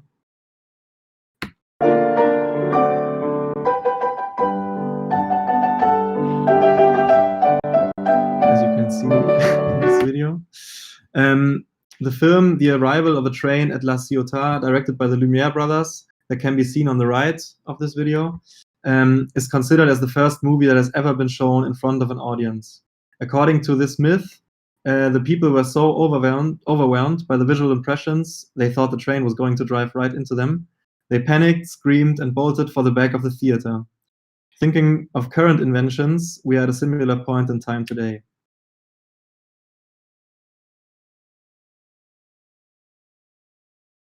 After spending some time working on the project and experimenting, I realized that the process of searching for topics and subjects I want to work with turned out to be like the main subject itself. So I decided to put a lot of the material created into a book. And the title of the book and the project itself is Temporary Truths, ein Manifest vorübergehender Überzeugungen, a manifest of ephemeral beliefs. Temporary Truths. Ein Manifest vorübergehender Überzeugungen. Hier und jetzt haben wir es mit einem Hyperobjekt zu tun, das sich selbst durchleuchtet und durchdringt. Die Relikte des Gedachten zeigen Umwandlungsversuche eines Aggregatzustands in einen anderen, die Umwandlung von Gedanke in Form, von Kontext zu Kontext, von Prozess in Zustand. Der eingebrannte Anspruch an dieses Kakophonie-Konvolut ist der der kompromisslosen Unvollständigkeit. Wenn der Nullpunkt die Entstehung des ersten 3-sekündigen Zwischenraums namens Gegenwart markiert, dann kann dank diesem alles darauf folgende guten Gewissens in ein Davor, ein Danach und ein Dazwischen eingeteilt werden, wobei manches im Davor erwartet, einiges im Danach verworfen und absolut alles im Dazwischen geschehen wird. Da das Wahre immer im Dazwischen liegt, ist absolut nicht die Möglichkeit, einer temporären Wahrheit abzusprechen. I'm sorry that this was in German, but I hope a lot of you understood it though. In the end, it turned out to be a 620 pages book that weighs about 3 kilos. And when you open the book, there's the manifest text that you just could read or hopefully also hear. And the dots on the cover refer to a drawing that was indicated on the cover. And now when you open the book, it appears completely. And also this drawing is kind of a metaphor for the process of the whole project, because there are like 10 single dots that are combined with each other. So every dot is combined with the other one, and they kind of create or produce a big whole together. And if you open the book, the drawing appears in kind of an exposure process, and at the same time, the manifest text falls apart in smaller text fragments, and those text fragments build the titles of the chapters of the book. These are printed on the spine of the book, and as all of you know, manifests should last forever, and that's why the cover is printed on paper with an embossed stone structure in it. The whole book doesn't have any page numbers, separator pages, or anything similar. It's really important that the reader or spectator kind of falls in an overwhelming flood of images, and it should be like a turbulent, non-linear walk through the internet where you jump from one topic to another.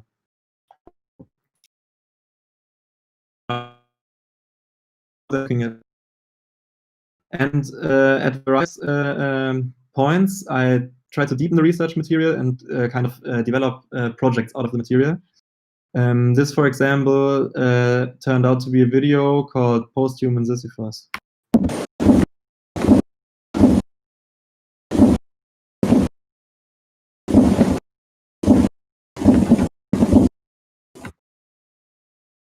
Searching for the truth.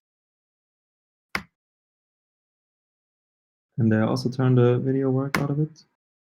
4, 3, 2, 1. Ignition.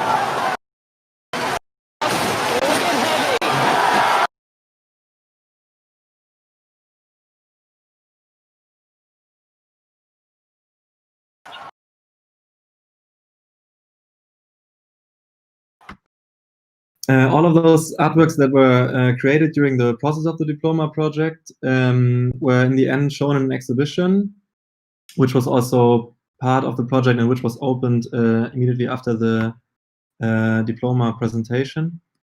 It looked like this. It was in an old stone workshop.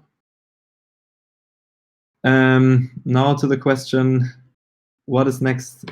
Since I've graduated, I've decided to become a award-winning multidisciplinary design studio, and since then I'm still working on self-initiated projects as well as commissioned work for clients, such as posters for cultural events. This one on top, for example, for the Eigen Art Gallery in Berlin. And especially when it comes to poster design, I've always loved to collaborate with friends, and I think pretty often it's a huge benefit and also a lot more fun. So maybe I can kind of relate to what Julia said before about collaborations. And one of the friends I've been collaborating a lot in the last few years is Marc Bohle. He's a designer and is based in Barcelona. And after having a lot of good collaborations together and a common deep interest in experimental poster design, typography, and stuff like that, we decided to start a project together with the Kulturzentrum Merlin. We worked for them before as well. And the Kulturzentrum Merlin is a cultural center based in Stuttgart, where concerts, talks, and other cultural events take place. And we decided to do a poster for every concert happening there for 1 year. And during this period, we designed about 80 posters in total. And I think the most interesting part of the project was definitely that we had to be pretty quick sometimes, because there were some months with almost 20 concerts going on. And we didn't really have to stick to any kind of brief or something. We could do more or less whatever we want, which was great. And in the last few months, Marc and I decided to take another step and wrap up the whole project and put it into a book. And the book contains all of the posters and also a lot of additional material, for example, texts from a band called Das Bisschen Totschlag, or Niklas Troxler, who's a really famous poster designer, especially when it comes to jazz posters. And in addition to that, there are some further illustrations. And also what I also really like, there's a rating system, and Marc and me tried to rate all of the posters. And sometimes it's pretty funny, because sometimes a poster gets 1 flower from Marc, but 5 from me, or the other way around. But what I think is probably the most interesting part of the book for me, but also for, I think also for the people that have a look at the book, is that we also show the development of each poster, because we were taking screenshots during the process all the time. And so you can see the screenshots that were developed during the development of the posters are all inside the book. And as you can see, there is some pretty awkward stuff going on as well during the process. Yeah, that's what I personally really like about the project. Nevertheless, nevertheless, we received some really good news about 2 weeks ago. The book is going to be published finally by Prima Publication, which is a small publishing house based in Stuttgart and Basel. And they are specialized in art and design publications, in editions. So, yeah, I'm really hoping that this is going to work out pretty good. And it's available from November on, so it's going to be in stores. The last project I want to show real quick is the first music video I've ever been working on, together with Fabian Kraus, who's also a good friend of mine, a designer based in Berlin. And during the last few months, we worked on this project, and the song is called Big City Super Cat by a band called Jamhead. Yeah, this is kind of an intro. And the video is also going to be released in the end of September probably, and it's one of the most fun projects I've ever been working on, and yeah, I hope it's going to be a good one in the end. Okay, now a quick insight into the workshop that we're going to do. As Katharina already mentioned, the workshop is called Infinite Paradise, Always, Forever and Ever. And it's dealing with the fact that through the rising possibilities of creating and entering virtual worlds and like augmented realities and virtual realities, the idea of a digital utopia is starting to get real. And I want you guys, or the participants of the workshop, to kind of imagine what spaces that you could like design completely on your own and you could enter, what they could look like how does the landscapes look like there, what kind of experiences could be made there, what do the drinks taste like there, and yeah, what the hell are you doing there all day long?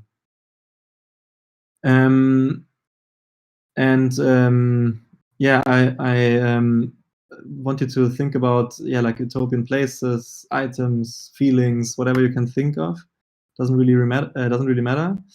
But I think what is really important is that you kind of start without having a clear concept or a clear idea in mind. So it's really about I want you to work with a really like an open-ended research process, because I think as I mentioned before when I was speaking about the diploma project, I think it's a really good way to kind of develop ideas and concepts and also aesthetics for future projects when you just like start on doing without having a really clear idea. And I think we're going to produce a lot of stuff, and we'll discuss the stuff together. And hopefully in the end you can grow your own project out of that, which you can also keep on working on in the next, I don't know, weeks, months, years, forever. Yeah, and that's basically it. And I'm really looking forward to working with you guys. And if there's no questions, thank you very much. And if there's questions, just let me know. Yeah. Thank you very much, Raffael. Seems like on YouTube there's no questions right now. Mm-hmm. I want to thank you especially for this dolphin emoji and just nice. for the cute presentation. I love it. Yeah. Oh, that can show your face there. Yeah, I think it was pretty clear what to expect from a workshop. We are very excited. Yeah, we're excited to have you. The only thing is, how do you, like, where do you get the inspiration to do the posters? Like, if you do it for a band, do you just start working whatever you like and see how it looks? Or because you said you don't really start with a clear concept, or does it depend? Do you also sometimes make clear concepts? I think that really depends on the project. I mean, sometimes when you work on an identity or something like that, of course, you start by researching and start by like sketching around and having conversations if you work in a collaboration. And sometimes you of course you have a clear concept. But I just want to know the participants that I think you don't have to be afraid of not having an idea in the beginning. So I think, especially when it comes to like self-initiated projects or like workshops or whatever, I think it's really good to kind of start to just also lose that fear of not really knowing what you do. And I think it's like a huge potential to kind of get into the kind of dive into the process without having a clear concept, because sometimes it leads to way more interesting results. I think it's kind of both. I think it's really good to have some ideas and some concepts in the beginning sometimes, but it's also really good to not follow them too strictly. Yeah. It's going to be in the end. Thank you very much, Raffael. We'll be back at 3 with SIRENS. You're welcome. 3:15. Oh. Okay, thank you. Thank you. Bye, guys. Bye. Bye.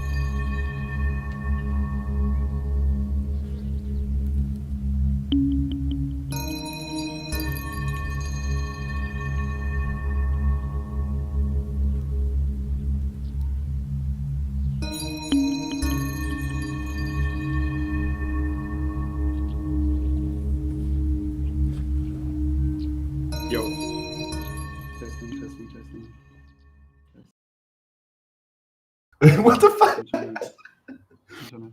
Okay, man hört euch auf jeden Fall. Geht so? Okay.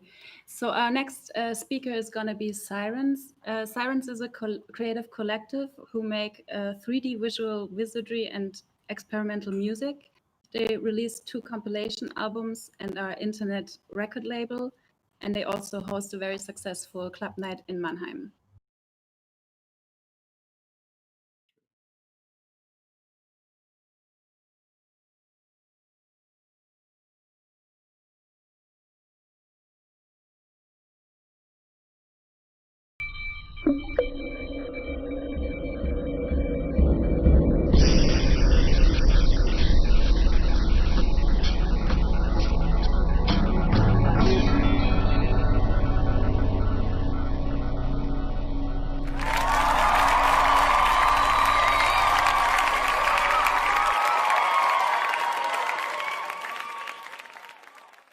How many of you are creatives, designers, engineers, entrepreneurs, artists, or maybe you just have a really big imagination? Yay! That's most of you. I have some news for us creatives. Over the course of the next 20 years, more will change around the way we do our work than has happened in the last 200 million years. In fact, I think we're at the dawn of a new age in human history. New visual experiences are emerging from mixed reality. We are dancing in the rain of digital acid at the intersection of art and technology and creating a digital landscape with nonlinear thoughts into social media spheres. In this new era, your natural human capabilities are going to be augmented by computational systems that help you think, robotic systems that help you make, and a digital nervous system that connects you to the world far beyond your natural senses. I'll give you an example. In the case of this human body, all you would need to do is tell it something like, it has 4 legs, you want it to be as lightweight as possible, because of its shallow existence, no spine, and you need it to be aerodynamically efficient. Then what the computer does is it explores the entire solution space, every single possibility that solves and meets your criteria, millions of them. It takes big computers to do this.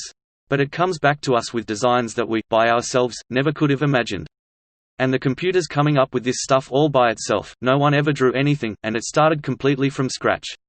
And by the way, it's no accident that the drone body looks just like the pelvis of a flying squirrel. Sorry to interrupt our normal scheduled program, but we just received some breaking news. There's a high-speed chase going on the city with the police and an anonymous group calling themselves SIRENS. Weird name if you ask me. Thanks, Lauren, for this short summary of the situation. Dear people, you heard right. This is a dangerous situation. These folks are on the run for audio-visual terrorism. So don't leave the house until the situation is under control. Thank you, Lai. Before we get to the details, here is some footage of the current situation on the streets.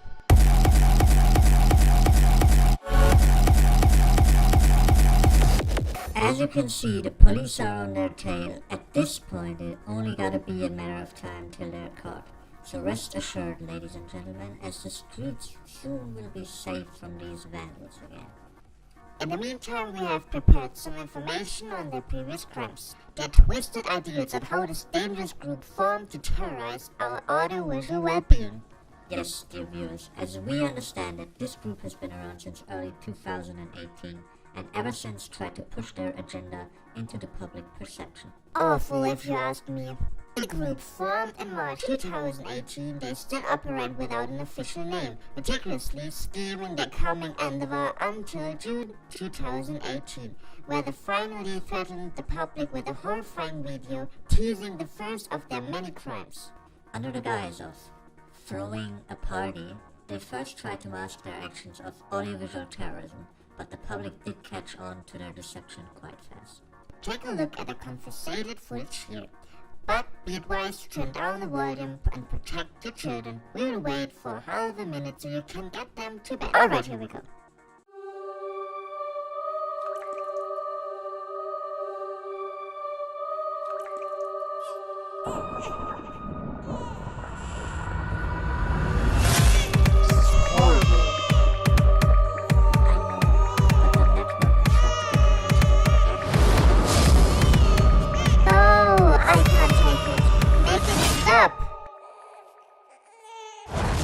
Anyways, there's even more to this than this digital announcement they made.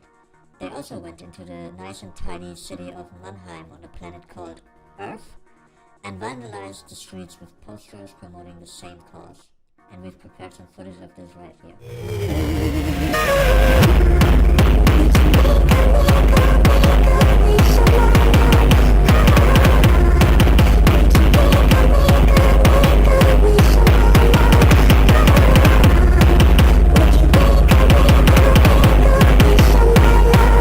If that's not what you call to catch somebody red-handed, I don't know what is, Laura. Damn right, Lloyd. To make matters even worse, people actually came and visited this so-called party. And that's where the real problem starts. Indoctrinating our youth with their crooked ideals. Exactly, while at the same time destroying the precious hearing our kind is so proud of with this badly mixed and low-quality music. And, let's backtrack for a second here, they even left traces, leading us to the suspicion of them being well aware of their wrongdoing, if you just take a look at the name they came up with. Sirens. In Greek mythology, they were creatures luring sailors in with enchanting sounds to shipwreck on rocky coasts for them to devour. As well as sirens nowadays that alarm of danger and put your body into stress. Seems like they were not even trying to hide their evil intentions. And take a look at this list the investigation bureau uncovered. These were other possibilities they considered. Wow, some weird shit in there. Unfortunately, not everyone is critical about them. Some extremists in favor of the group even give them praise for staying true to their theme, with the videos seeming to hint at being set in some kind of underwater world. The logo even looks strangely similar to a logo of a band from planet Earth, which you can see on the screen now. Come on, guys, the fucking Scorpion connection wasn't even on purpose. Wait, how did that work? Well, while you're already here, let's also take a look at their members for a second, and what destructive skill set everyone brings to the table. The group first started out with 4 members. First is Selim Hicks, a weird magical creature from Istanbul who describes himself as the most hated DJ in South Germany. The second DJ is XR Shaw, however you pronounce that. He's the render engine of the group, creating havoc with another organization called Oxyorange as well. Which brings us to another person in charge of the group's propaganda machine, Julia. She takes care of the visual side too, trying to disguise their evil core by putting pretty shapes on top of it. Another person in charge of propaganda, lies and deception is this weirdo you saw earlier. He mostly creates these unreadable fonts and logos, and some even call him the glue because he keeps everything together. Besides the 4 founding members, their 2 newest additions are this little Eggy fella, joining as both a DJ and on the design side of things, to bring some cute and bouncy vibes. What the? Yo, who wrote this? Are we supposed to talk shit about them? It also says about the last news member, X-Tina is a curator of music and art alike, whichever she selects, tracks or artists she don't miss. Who wrote this? To make that clear, we here at Channel 3AR don't approve of the type of change they want to bring. Which brings us to their second crime. Take a look at the cryptic video message they provided for their follow-up.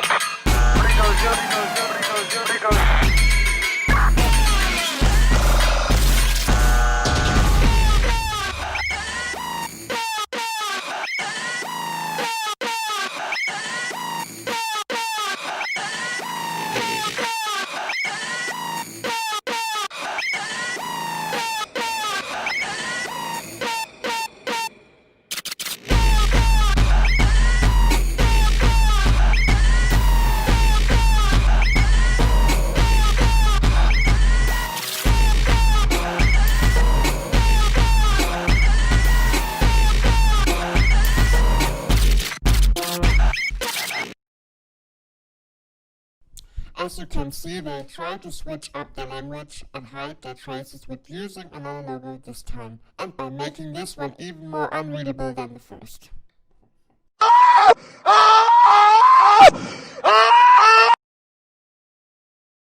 Well, they tried, but definitely did not succeed, since our experts were able to decipher it and connect it to the group. Speaking of our experts, let's head on over to one of them right now. Thanks, you two. As you can see, I studied this one a lot, and it seems like they used a tool called Oculus Medium to paint these amorphous shapes in virtual reality. Not like real artists who would use ZBrush or other programs. No, this group made their lives easy. But an interesting connection I uncovered is the number of posters they did. It's 4 posters. At that time, there were 4 people in the group, and there were 4 people playing this event. This can't be a coincidence. So I digged a bit, and I found out that if you add 4 and 4 and 4, and divide it by the day of the event, and the coordinates of the location, you can clearly see the underlying truth lying underneath, which is... Yeah. Sorry for that. Moving on. We just received some new developments at the police chase. One person apparently was caught and is ready to spill the beans. Oh, what a development! It appears to be one of the funny members.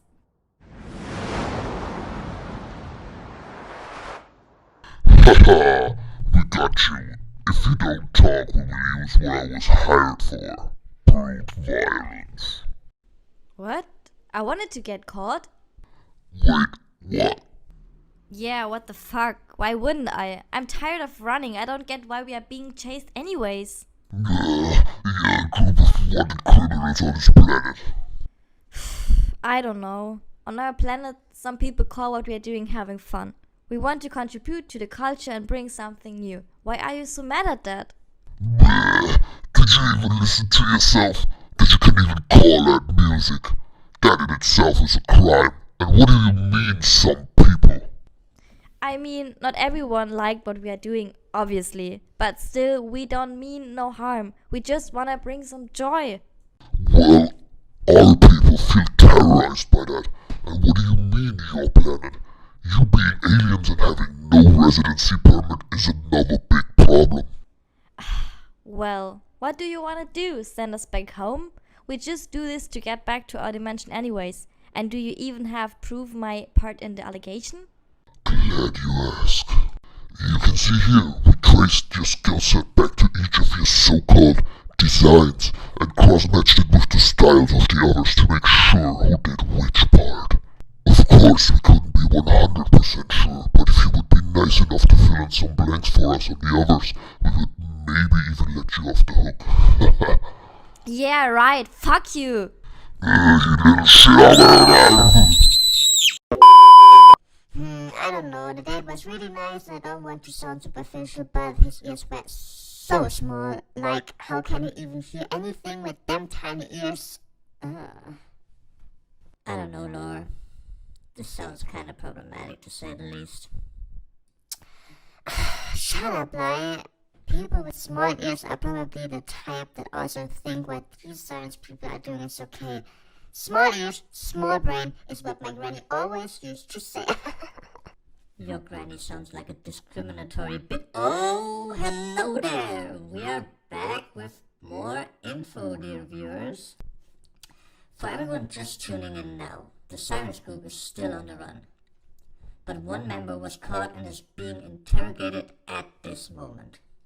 But, in the meantime, let us dive more into the, quote, history of this terroristic bunch.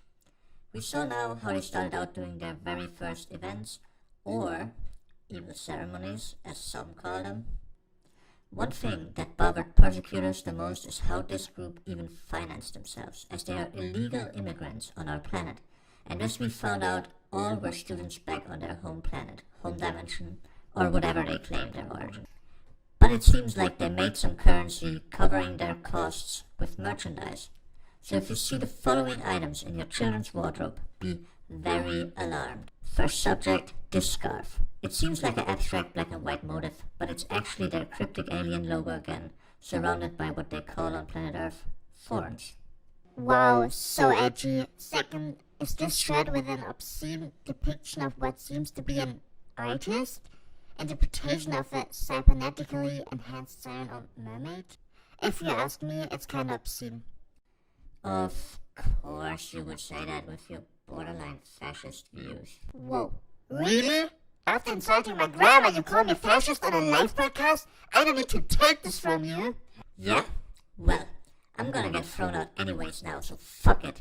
I've had it with the old-timey ways things work here. Listen people, this whole station is funded by the government to focus on irrelevant stuff like the hateful attitude you and the whole station keep up, especially against the small-eared minority on our beautiful planet. As well as this witch hunt on these basically harmless interdimensional travelers who are, by the way, actually stuck here and want to leave peacefully only to distract from really important shit, which is...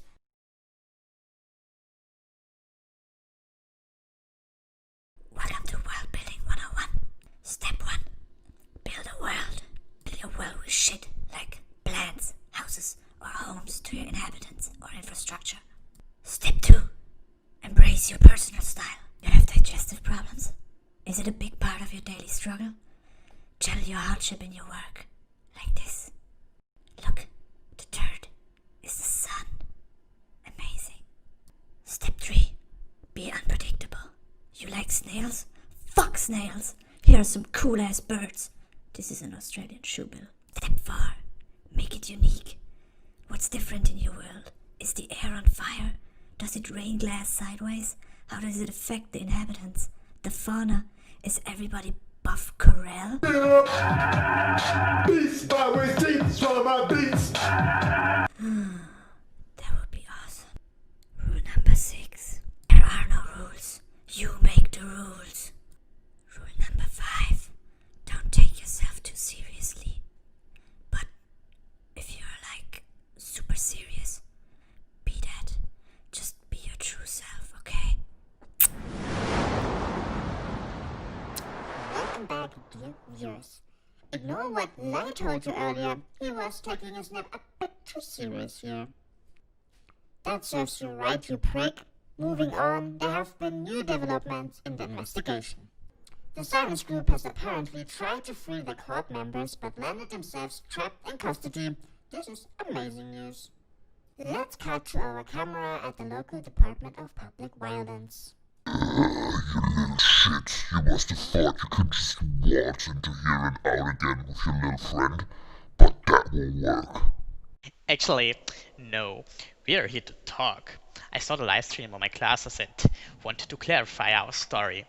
We are indeed interdimensional travelers. Back on our home planet Earth, we started a party series called SIRENS, which was inspired by a subculture of music that didn't stop to be bound by one genre.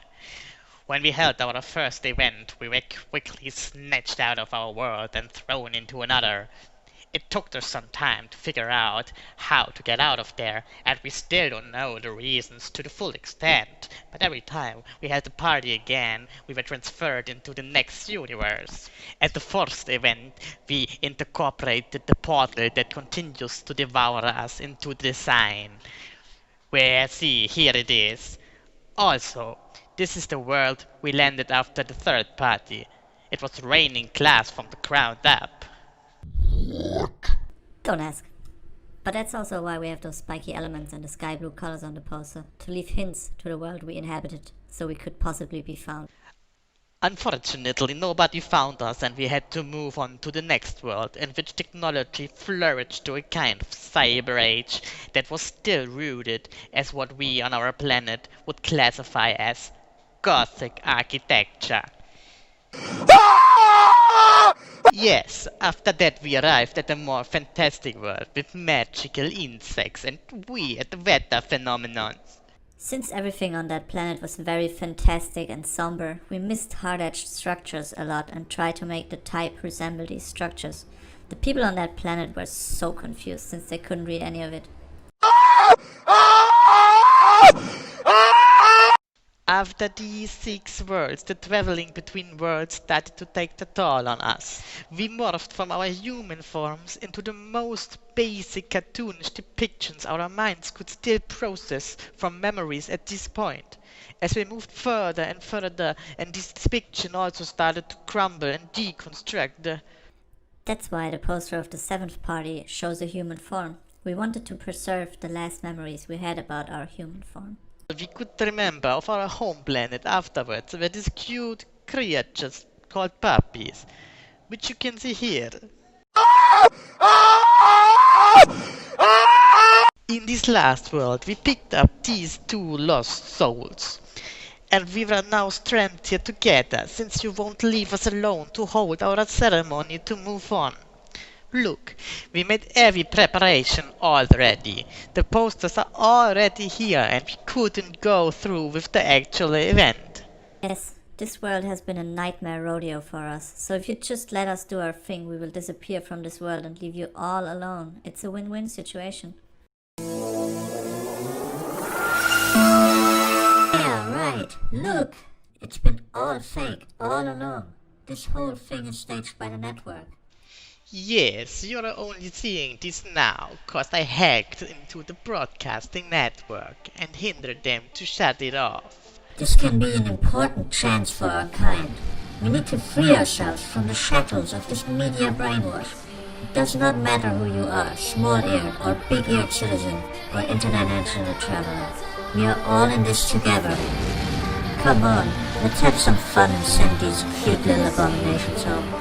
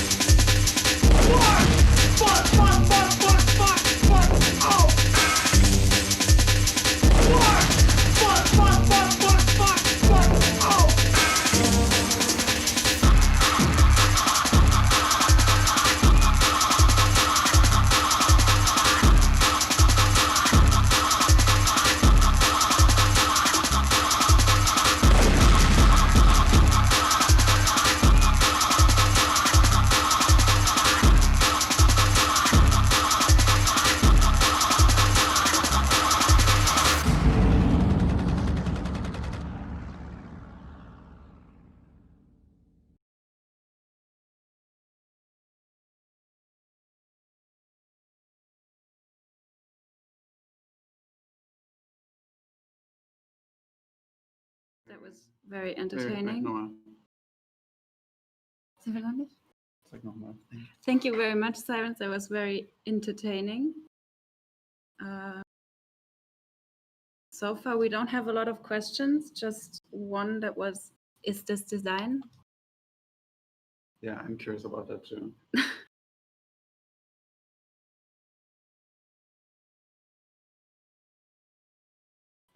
Khan, maybe you can answer because I think you're a designer as well.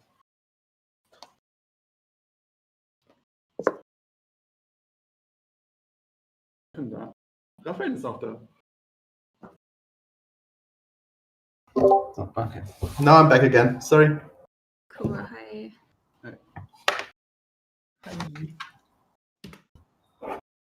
So people really liked your talk.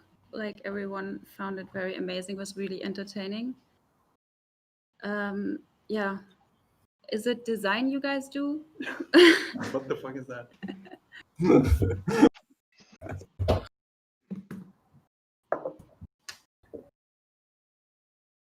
take it as no answers. There's another question. What is the biggest inspiration in your life? If you wanna. If you had lives. Or inspiration. Mine is calm. Life itself, and yeah, Steffen, of course. Okay, cute. So that's it. Thanks for joining us. Yeah. And I like the fiction of myself. Should we? Oh yeah, there's another question. Oh, there's another question. How will Club Sirens evolve in the next few months, years? Due to Corona, we can't have good times in Disco 2, unfortunately. That's a good question. Yeah, so. Why did someone?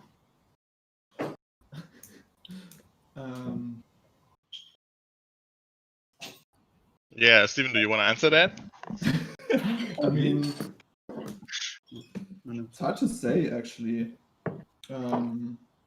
There were things we were actually doing already, like in the early stages of Corona, like we released a compilation of music. We had like a live stream where Jonas played, and we also invited somebody. Yeah, but I think we're not too big on the whole streaming DJ sets from home thing ourselves. So I don't think that's like a thing that's gonna be big. But there's also the radio show, which also true. started around the same time. Yeah, coincidence. Which I think gave also a good opportunity for us to, put something out and just interact with the space. Wait, why is the host answering questions? You too. Yeah, sorry. I couldn't log in with my cell phone. Okay. Well, thank you guys again. That was really, really fun. And yeah, thanks. Yeah, thank you too. Yay. Have a nice day. Okay. Take care, guys. You too. Bye-bye.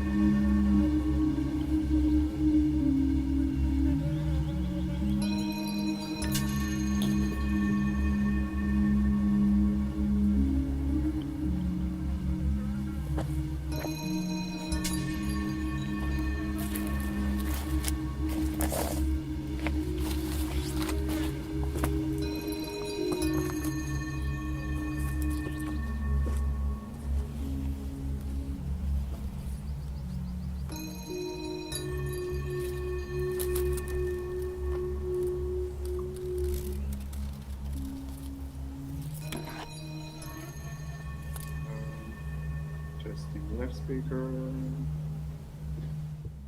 Where's the left speaker?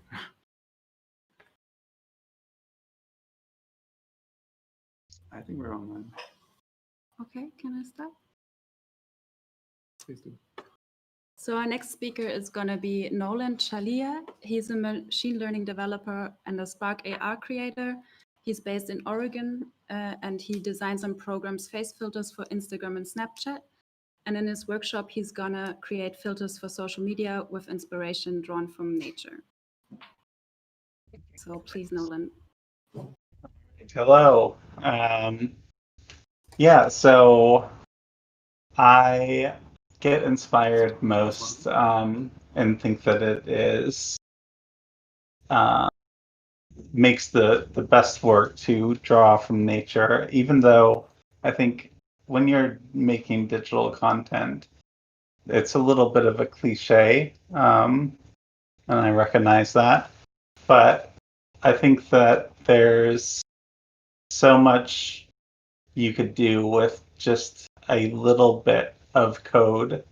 And when it comes to filters, there's a sense, you know, with filters on Instagram or Snapchat lenses, you get the sense that the work isn't doesn't have a depth to it, that it is maybe making too much reference to pop culture or things to stay relevant, to kind of compete with the medium that it's on. And what nature does in the sense of like a design aspect is it takes away that need to make your work about pop culture, to make it about something recognizable that's a currency. And instead, you can make it about something that's just around you, that's in your habitat. So I've got a bunch of examples here. We'll be learning these basic techniques of how things move in nature. And one of my favorite things is how water moves. And I think there's just so many different ways that water moves and so many interesting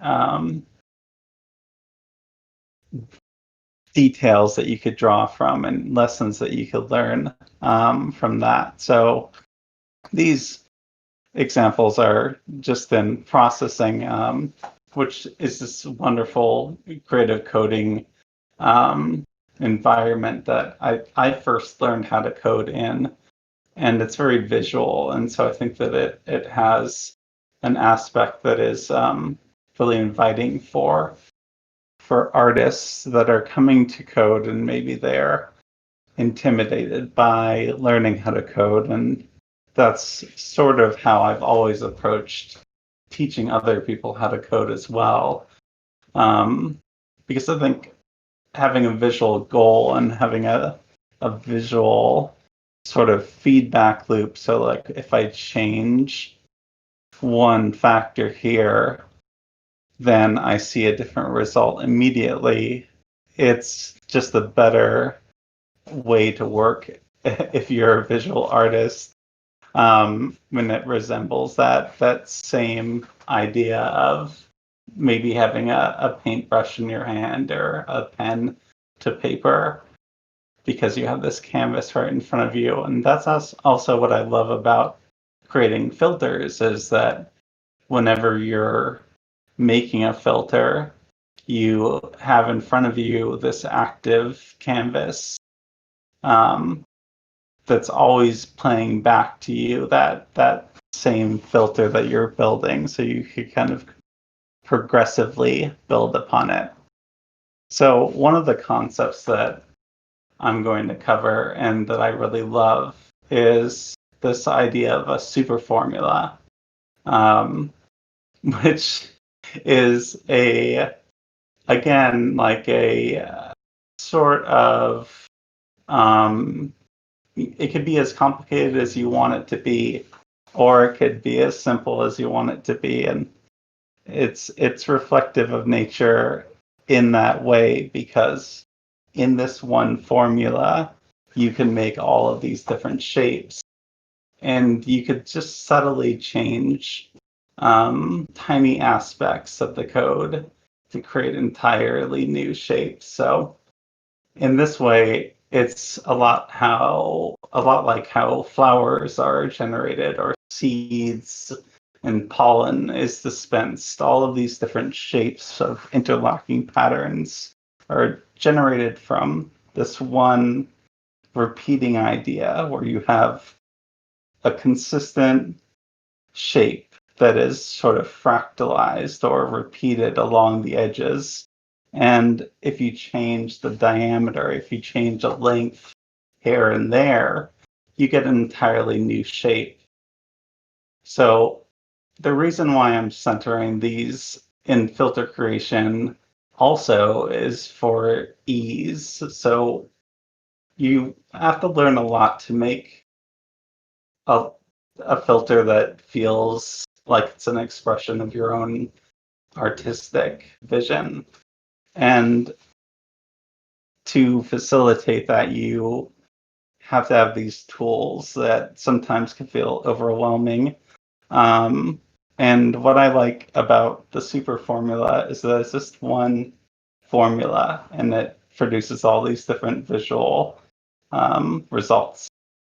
And all of them kind of intuitively look like visions that we see in nature. So that is one of my favorites. And we'll also be exploring that concept in 3D like this. So another aspect of creating an effective filter that a lot of people don't even approach is creating 3D assets. Like you'll see people create filters or, or produce work for lenses.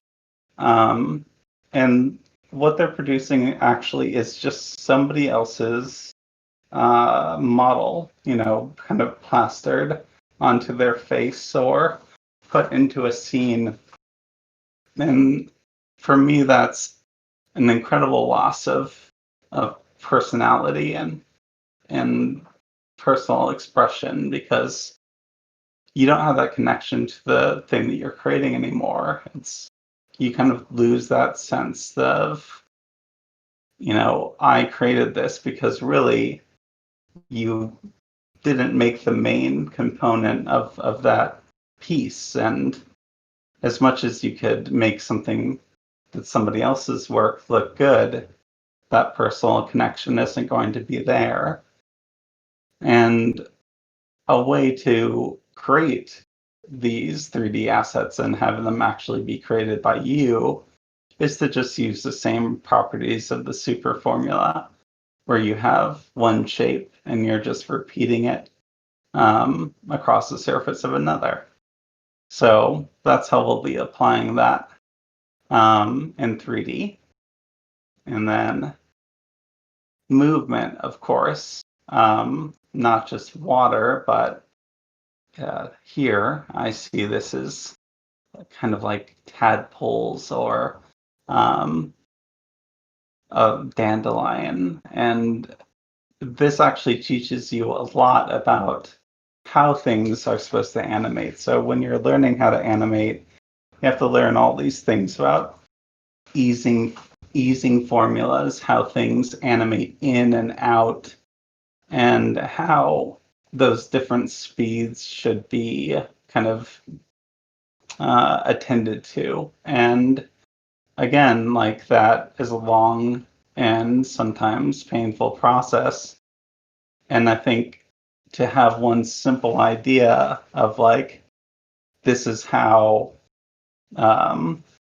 tadpoles swim out, or a flock of birds comes out from the center, I think that simplifies a set of complicated ideas and makes them more approachable, and also makes them more repeatable. So you retain them in a deeper way, because there's the simplicity that contains that complex idea. A lot of these ideas and a lot of the things that we'll be covering are spawned from the same Turing idea, which is this mathematician that wrote about chemical reactions. So I think we'll be returning to this central idea of finding a pattern and structure through its process of equilibrium. And I think that that is a process that is really sustaining nature and sustains a lot of good design, as you're recreating something constantly, and you're trying to avoid burnout, or you're trying to have some consistency as an artist. And what you really end up doing is creating things that are in search of your own equilibrium, of an expression of equilibrium.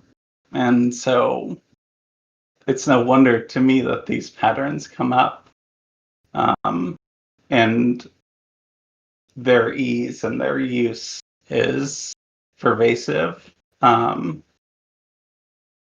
also just see the way that people respond to them is always really nice. I think when you could just see what's happening around you in your world, and it's reflected a little bit in your work, people are able to connect with it, even when they don't know you as a creator, or they are flipping through a million different filters, many of which look almost identical.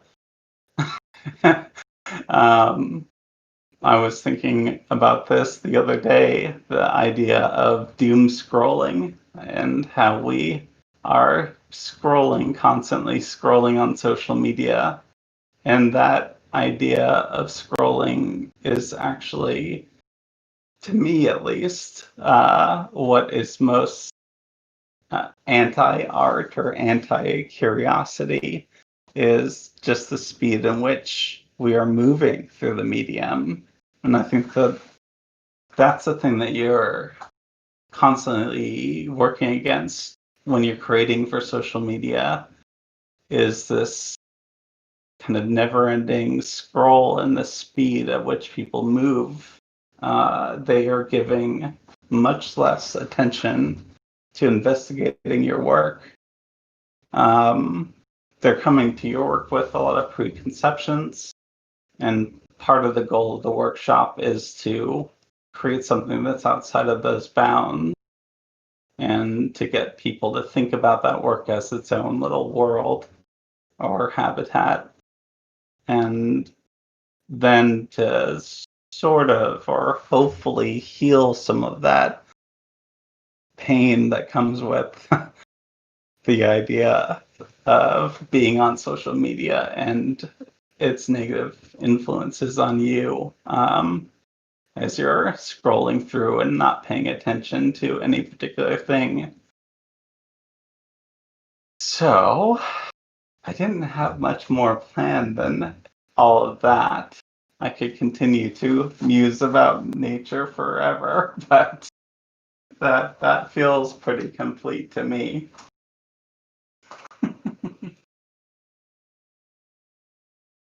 I liked the Q&A section. I hope that people ask questions. Yeah, right now it doesn't look like there's too many questions yet, but you can still write questions and we will ask Noland. Okay. Yeah. I think I use this particular pattern a lot. And I think that this is probably the first thing that we're going to learn. So I think Dandelion. Yes. Yeah. It's one of those things because, and this was something that we talked about really early on, is like creation of filters is really face-based. And so you have this kind of defined center that you're always working with. And I always want to move outward from that.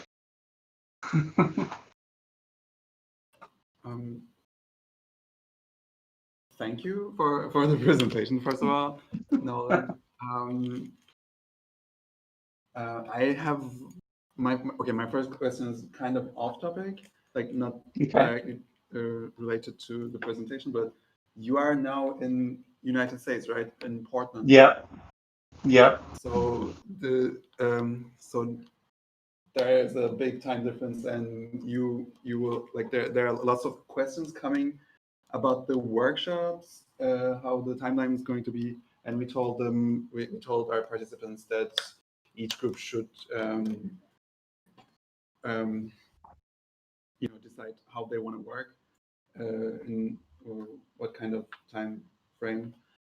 But yeah, you also mentioned earlier that you're like online all the time, or I mean, this is not I think it's not a exception that you're online and here with us right now, or am I confused somehow? No, I think that like the original timeline that you have, where it's like 10 your time, is 1 a.m. my time, but that actually is feasible for me, so we could continue on that. I think that I think there's one American in my workshop, so maybe work around that person. But yeah, I'll talk about it in the channel and see what the workshop attendees want to do. And yeah, of course, if you're watching this, anyone in the workshop, you should contact me and ask what timeline works best for you. But yeah, I mean, besides the one American, I think everyone else would benefit from the original timeline. So I was curious, like how your work in computer with the programs and all that affects your physical habitat. Like you're constantly online, somehow working or not working. Like what is your workspace, and how does all of this integrate with each other? Like do you think the digital work has an effect on the physical one on the physical habitat?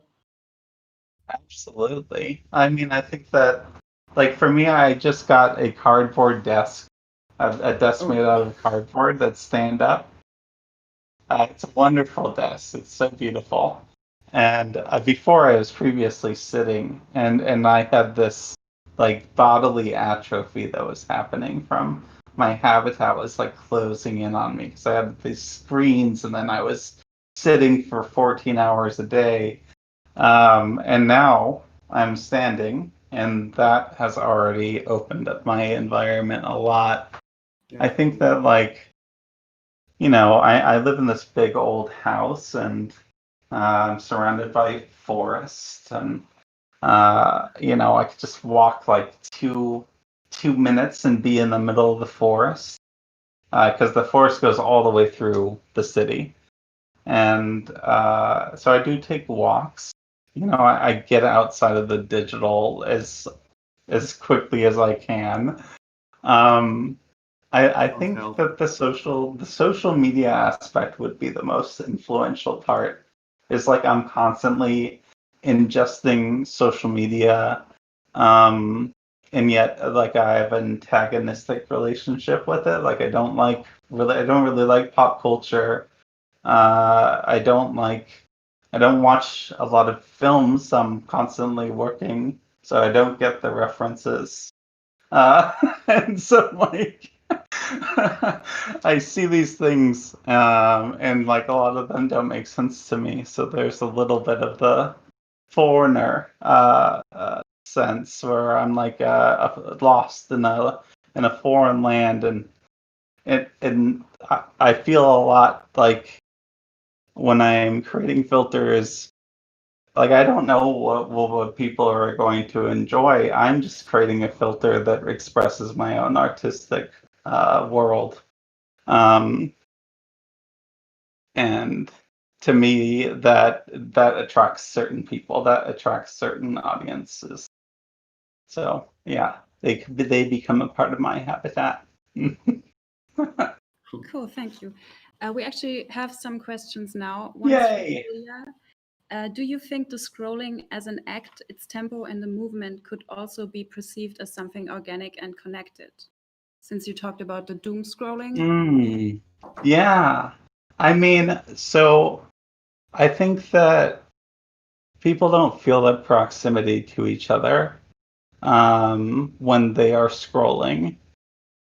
And I think in the moments that they do is that moment when they stop. So I guess there would be a sense of like loss of momentum would be a connective tissue. Like when we all stop to look at one thing on social media, that is a connection. Even if that thing is arbitrary, even if it's like a stupid meme, there is a connective tissue there. Like I'll see these patterns, and I saw this. Oh, it was this beautiful thing that happened a couple of weeks ago. Almost everybody, like thousands of people, were just posting pictures of sunsets, and it was just like pervasive. It was just everywhere, and it was boring. It like didn't have like the attractive glamour, right? And it just but everyone was doing it, and I think that was the moment of connective tissue where everyone just like stopped caring about the medium and started caring about actually like expressing what was happening in their moment. And I think that every once in a while we do get there. Yeah, so that would be my answer there. Someone else is wondering what the name of the shown fractal function is. Do you know what he means? Shown fractal function. Yeah, you showed Which super, I think about the super formula. Oh, super formula. It's called super formula. Okay. So that Yeah, and it's actually what we'll be learning about. I mean, there's a bunch of different. I've got it right here. It's actually really simple. But let me put my screen on again.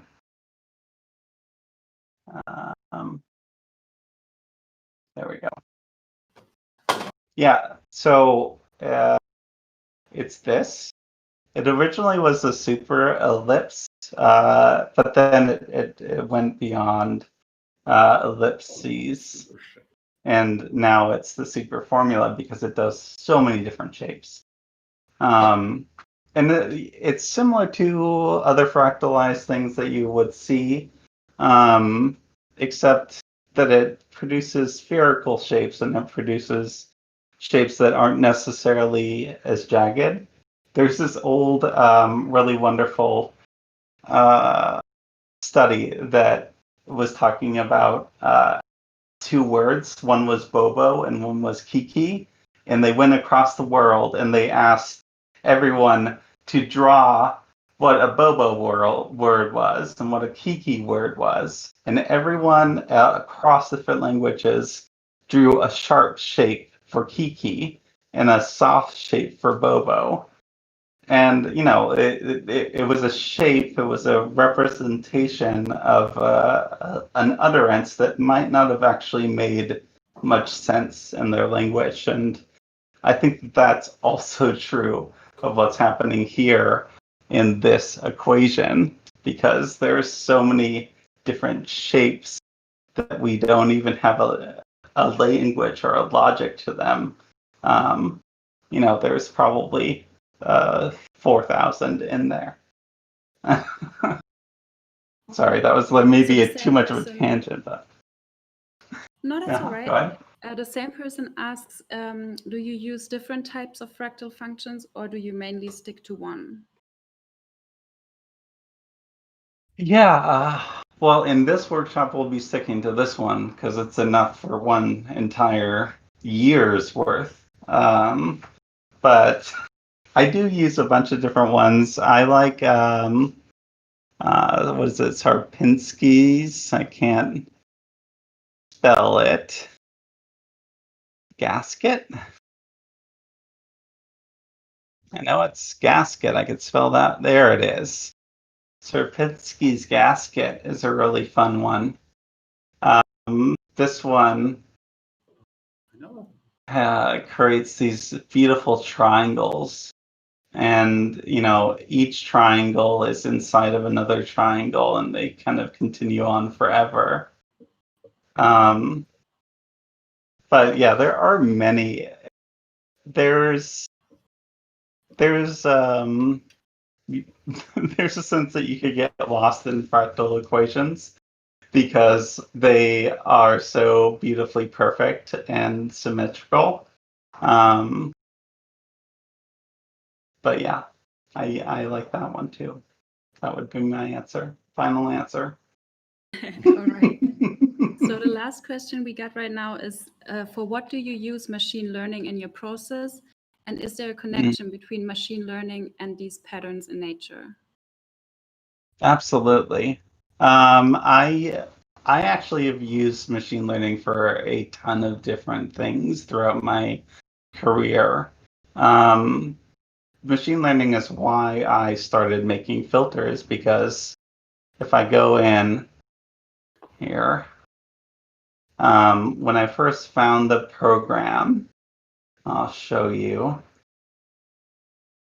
I was hearing about it before it was released to the public, and I heard about how good the machine learning was, and I immediately went to it and found that it had amazing machine learning in Spark AR specifically, but also in Lens Studio.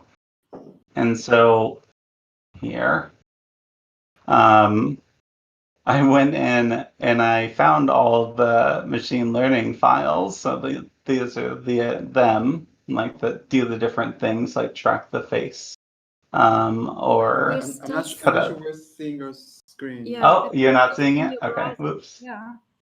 You're seeing my browser. Yeah. Okay, wait. Let me see if I could change that or not. Screens. This one. There we go. So here, it has all these different ones. And so you could use all of these within the program. So like ones that aren't released yet and ones that they're working on, like hair segmentation or hand tracking. And in my practice, I first came to making filters because I was investigating all of these different machine learning models. And in terms of how that relates to nature and all of that, all machine learning is finding a pattern and repeating it. A lot of people make jokes that machine learning is just really obscure statistics, and I think that's pretty true. You're making a qualified guess over and over again. And so like for a hand tracker, you're like, you know, where are the fingers at any given time? And you make a guess. And you keep on making that guess until the guess becomes mostly correct. And so you're repeating a series of patterns, and you're repeating them in this sort of fractalized set. You're repeating them until you come to a conclusion, and then you're getting that journey from the question to the conclusion, and you're repeating that process again. So, yeah. Interesting question. Yeah, that's really interesting. So thank you very much for your talk. I think that's it for now. And we're also good on time. So we'll be back with Frank Zumbruch at 5:15. And yeah, we'll take a short break. Thank you. Wonderful. Thank you. Bye. Thank you. Bye. Bye.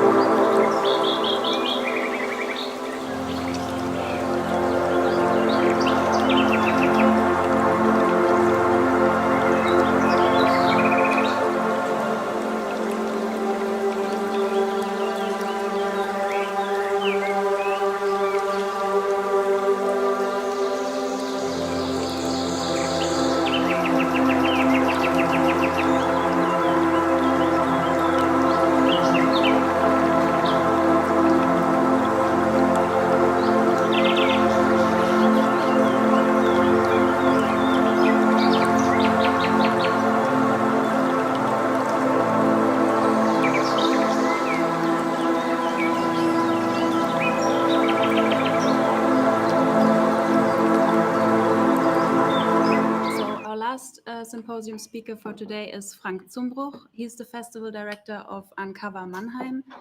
Uncover is an innovative design festival with a focus on design of relevant social processes and how to make the world a better place. And yeah, Frank, take it away. Hi, everybody. I'm very thrilled to be back at Captcha Festival. I think it's the 4th time I have the honor to join the Captcha Festival in Mannheim, now online. To be honest, I've just reached my personal habitat in Italy. So I hit the place, I think, 15 minutes ago. I was on the motorway, and we just had a couple of time to check the technicians, the technical surrounding, and I have to apologize. I think the internet connection is not that good, but I hope you can see me and you can hear me clearly. First of all, I want to introduce myself briefly. I'm Frank. I worked as a designer for nearly 20 years in Heidelberg with a tiny agency there. And 10 years ago, I changed the sides, so to say, and I started to foster and promote creative industries, first in Heidelberg and then in Mannheim. The last 6 years for Startup Mannheim. And today is my very last day at Startup Mannheim. So it's a very pleasure for me to have you here in Italy. I'm in Liguria. It's in the north of Italy, not far from the seaside, in the hills. And I want to tell you a little bit about the Uncover Design Festival, which is a very personal specialty. We started Uncover in 2016, and I have a brief presentation for you here. What you've heard already in the introduction, Uncover Mannheim is a design festival which is primarily dedicated to the design of socially relevant change processes. So you all know that design is becoming an increasingly important component in science, society, and business. So wherever innovations arise through creative input, but also through systemic design. So the key question that Uncover wants to deal with and provide answers to is, how can we make our world better? We started Uncover Mannheim in 2016, and the motto of the premiere of Uncover was hospitality. So hospitality, the motto was answering to the situation we had in 2015, 2016. All the migrants has to cross the borders to come to Europe, and they were looking for a safe place, for a habitat, and for rights. And that's why we decided to focus our motto of our first Uncover Design Festival on hospitality.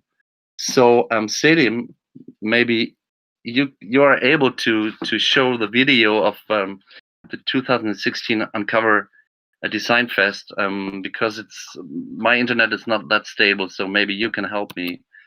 Sure. And I can have a couple of words to say. So what you see here is the habitat of our Uncover Design Festival, which was the C-Hub Center for Creative Industries in Mannheim, which was quite new. We opened that in 2015 together with the Port 25, which is a gallery for contemporary design, and we decided to locate it there and work together with the organizers of the Port 25, who also has had to organize the exhibition of the Uncover Design Awards. So Uncover is divided in several parts. The components are the Design Fest itself, which different formats, as you can see here, different shows, different keynotes, different panels, different showcases with different topics. Another component is the Uncover Form Show, which is the exhibition of the shortlisted Uncover awards, the entries of the Uncover Design Awards. The Uncover Design Awards are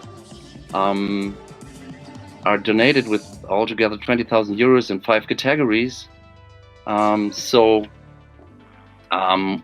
was very important for us is to offer a design award which you don't have to pay for, like several other design prizes, you know.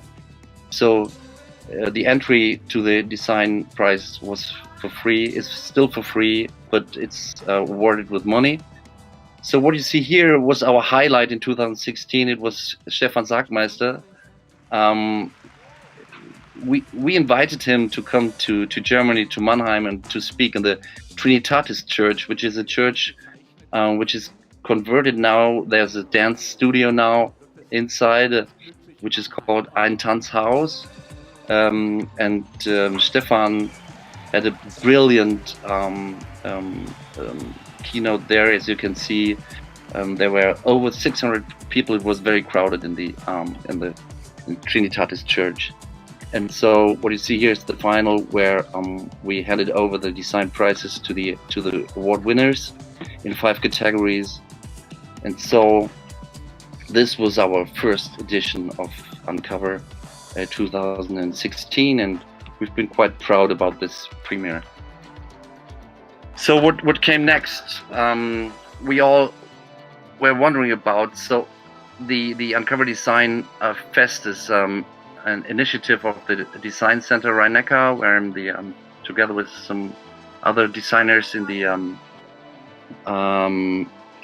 board, and we decided to look for some help to organize that, and it was very great to have a good friend of us, Caro Kaiser, who was organizing. I think she was in the organizing team of the Captcha Design Festival before 3 times, and we asked her to help us with the organization of Uncover. And so we come to the second edition with a second presentation for you. So we've been wondering about the motto of the second edition of the Uncover Design Festival, and we decided to call it Revolution. We haven't been quite sure about this motto, because everyone is talking about revolutionary design, especially in advertising. But what we wanted to show is that we need design, social relevant design, to change our future. And that's why we, in spite of that, decided to focus the motto on revolution.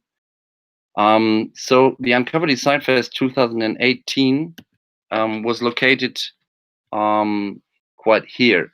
What you see here is the Multihalle Mannheim, which is it was a very, very great habitat for our festival. This fantastic architecture was built by Frei Otto and Karlfried Mutschler, a Mannheimer architect, for the flower exhibition show in 1975. So we had this great habitat for our festival. You can see the setting here. So this was when the people came to the Uncover Festival to check in, and this was the opening. I think the opening of the festival with around 250 people. And we had a very, very great opening speech about the politics of design of politics, which was followed by a conference with different speakers about different topics, all fostering and focusing about how can design change our future. So I want to show you some pictures of the form show, which have been shown the shortlisted entries of the Uncover Design Awards. This was our jury. It was interdisciplinary, like this year again, which was very important for us. And we ran also workshops. One was how to co-create your keys. It was about urban innovation, about how to change your city quarter you're living in co-creatively. Another one was we focused on the on how can crafters work together with creators, and how craftsmanship and design can work on new ideas and new forms of collaboration. We also worked on the next energy revolution, how to design new ways to work with energy and to get new forms of energy.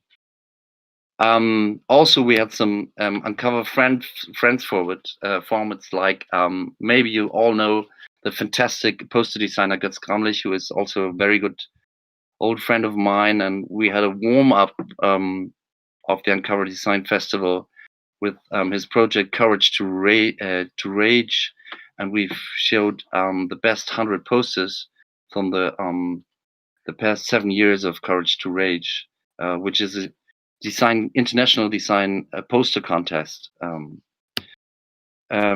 Another great thing we had was Odem Sounding Multihalle by Berlin designers to have a multimedia installation inside of the Multihalle, which was very inspiring. We had some different settings besides Mannheim, also in Heidelberg, which are good friends of us, not too far from Mannheim. And we had the Revolution train, so all our visitors could join the Revolution train with live music to drive over to Heidelberg. And then we had there a talk format which was called 1968-2018 Demos Likes, which was focusing how the people dealt with revolution in '68 and nowadays. So there was another exhibition in Heidelberg which was focused on user experience, and we also have a Uncover Design Award now, which is focused on UX design. So this was the team. I think I don't like the photo, but I love the team of Uncover. So we need a lot of people who help us, and I think we have a great relationship to the Captcha team, and some of the Captcha team members help us, and we try to help Captcha. So I think Uncover is kind of the big sister or the little brother. We don't know, but we are very strong related to the Captcha Design Festival. Okay, what I want to show you now in my third presentation, we don't want to show any films from here. Let's have a look to the part 3 of my presentation. To bring Uncover together with this year's Captcha motto Habitat is I want to focus on the work of the UN Habitat, the United Nations Habitat. UN Habitat is mandated by the United Nations General Assembly to promote social and environmentally sustainable cities and communities.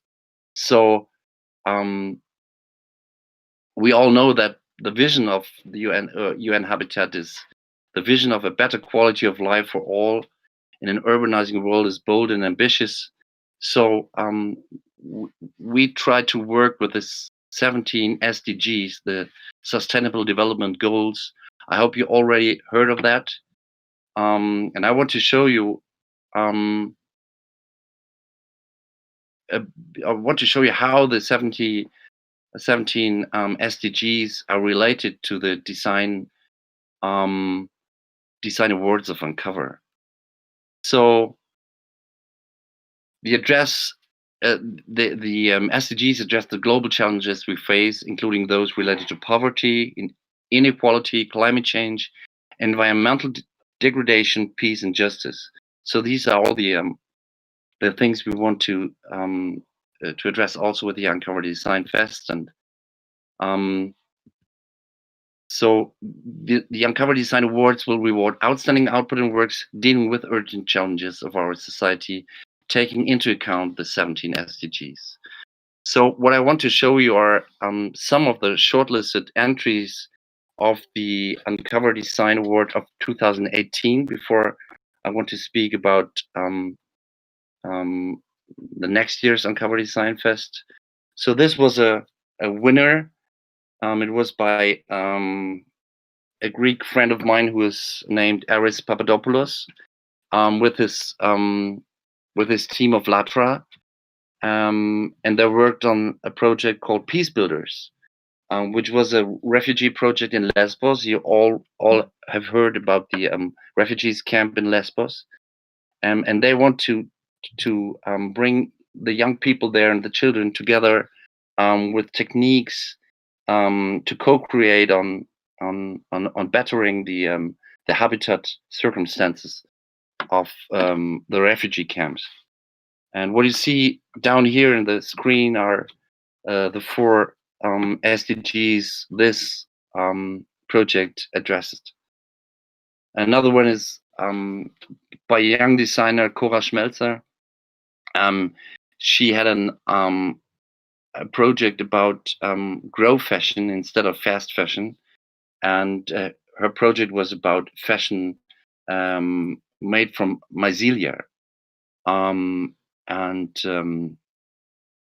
it was a revolutionary story with the potential to change the whole production cycle of sustainable fashion. Another one, which was especially a matte tech design project, was called Livermade, which was an independent project of medical training, because the impact of pharmaceutical industry often modifies programs for medical training, and this leads, you can all imagine, to diverse problems. And Livermade offered independent expertise and knowledge. Another project was Go Casper, which was an app to ensure a smooth exchange between arriving and leaving drivers to search for parking places, and to go a little faster through the projects. Illitera, which was a very, very nice project I loved, was a project that brought illiterates in contact with design. So people who can't read, the idea was to let illiterates work, people who can't read, to work on typography, to bring them into a connection with language and how to deal with that. Another hypothetical design project was Phytopolis, which is very, very strong connected to the motto Habitat, because it dealt with an imaginary urban society in about 100 years, and discussed issues such as climate change and urbanization. So the idea of the Phytopolis was that the city was all growing. It was all growing, and so it was a brilliant idea for sustainable cities and communities, and also for industry innovation and infrastructure to take climate action. We had a couple of projects like the Vision S-Kit, which was a complex mobility concept to deal with complete life cycles of products. So it started with a material which was used, and goes further with the idea of parts sharing and customized digital devices, which has been revolutionary. So this project also targeted 4 of the SDGs. Another one, which was one of context communication in Heidelberg, is the idea of good travel. Good travel allows users to rate numerous destinations on the website goodtravel.de to find their perfect holidays, which is all sustainable.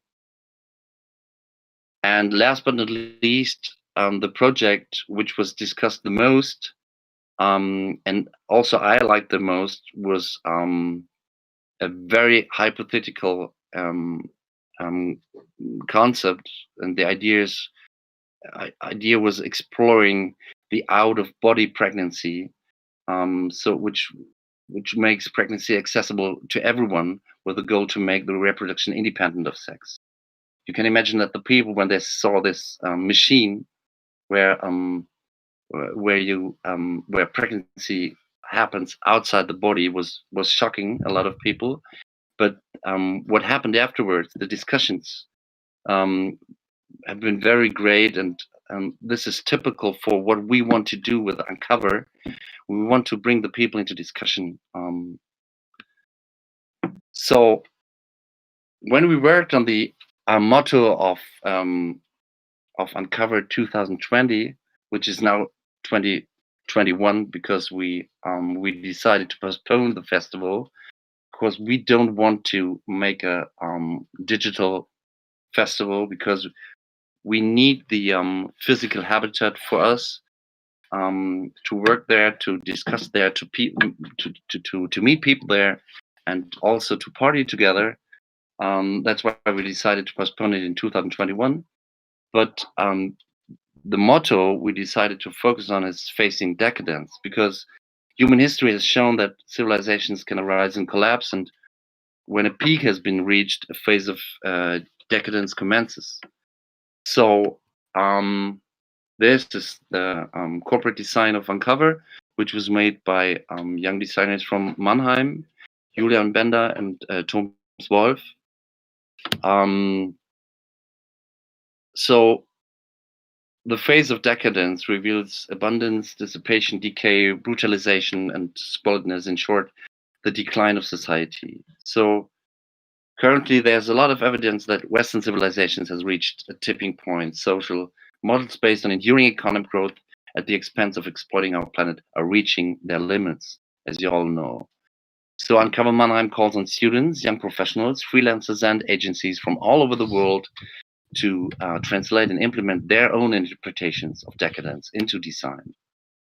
So what I want you to do is create processes, projects, or products that have the potential to counteract with social decay.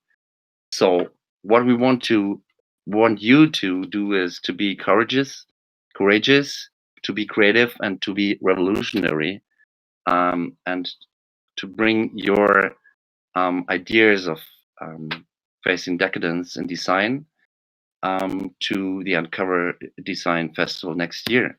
And maybe Selim can show you now the actual website of Uncover. Selim, do you have it? Yes. Yeah, I think yes. We're on it. I think I accidentally closed the window. Oh, it's there. Yeah, it's there. There we are. Yeah.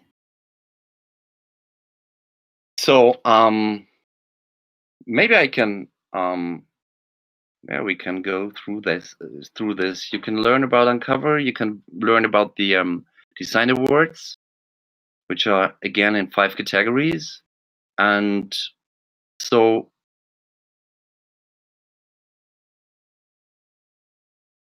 these are the prizes. Mm-hmm.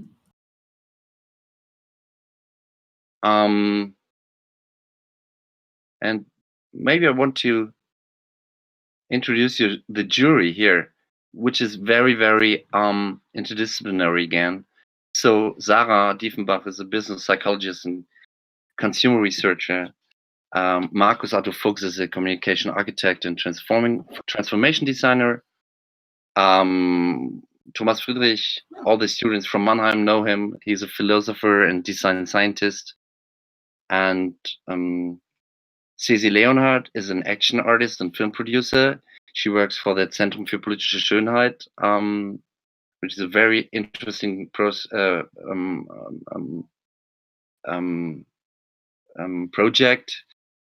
Ceci Leonhardt was last year, 2018, joining the Uncover Design Festival as a speaker, and we enjoyed that very much and asked her to join the jury.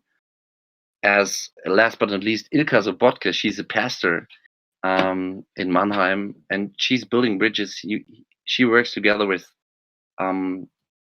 people from all backgrounds, and she's building bridges, and her church is a real habitat for people without home, with different ideas, with different sexes, sexual orientations. And so we decided to ask her for joining the Uncovered jury. So maybe what is very important for you is the timeline. We decided to enlarge the timeline when we postponed the festival, so you have enough time to join the Design Awards and to send in your ideas till the end of the year 2020. So we have another 5 months left, I think, or 4 months left, sorry.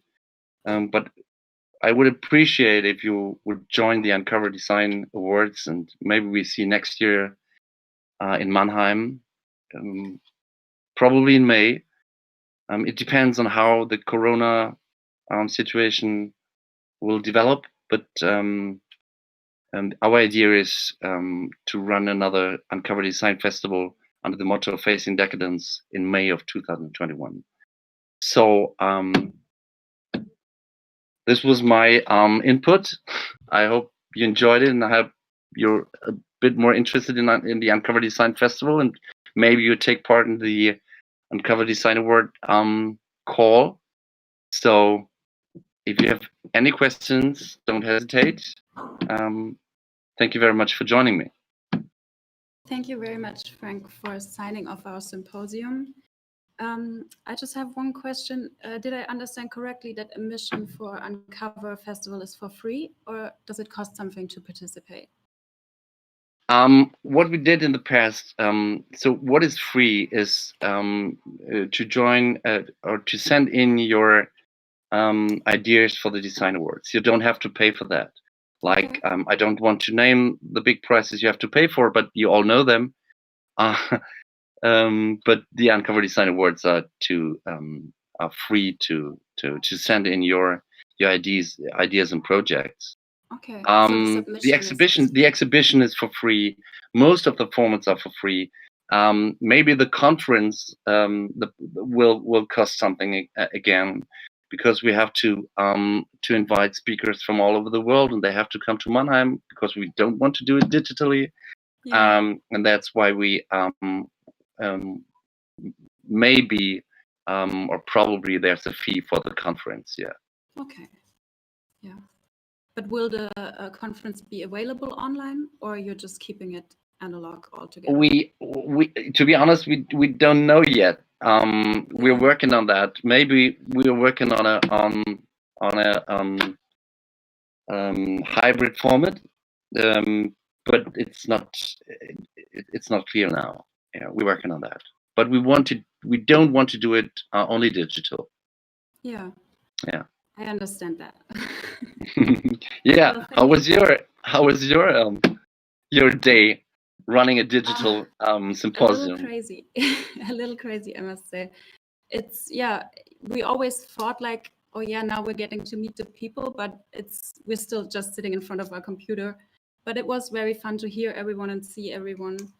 And so thanks again to all the speakers that you were available and that everything worked out so nicely. Yeah. But we would rather have made it like a real thing, like it always was, so people can connect better, because it's just hard to do everything via online. So, how many people are you this year in the team? 4 Did to I 5. understand that right? That you're 4 people? Yeah. Yeah, pretty much. I mean, like we have Benny who helps us with design, and yeah, but like the organizing team is 4 people. it's so fantastic, and I have to say, a very, very big thank to you and to say wow, wow, wow, because you know how many people worked on Captcha the last years. And so a four-mate team to run the Captcha Festival is, wow, congratulations and my deepest respect for that. Thank you. Yeah.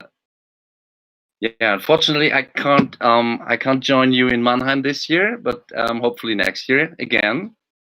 Yeah, If our someone, exhibition will also yeah, be virtual, so maybe you can visit that. okay, yeah, I will. Great. Thank you very So, much.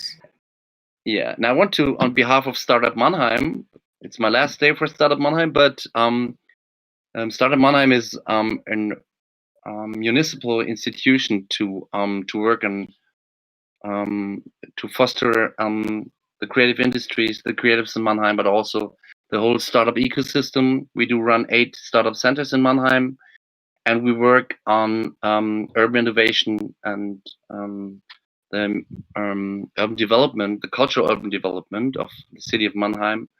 And I think Captcha is a game we also in future want to help and to foster. And I hope the relationship between Uncover and Captcha will grow and grow and grow, as we don't know who is the big sister and the little brother or vice versa. We work on that, but I would appreciate to work together in the next years with you.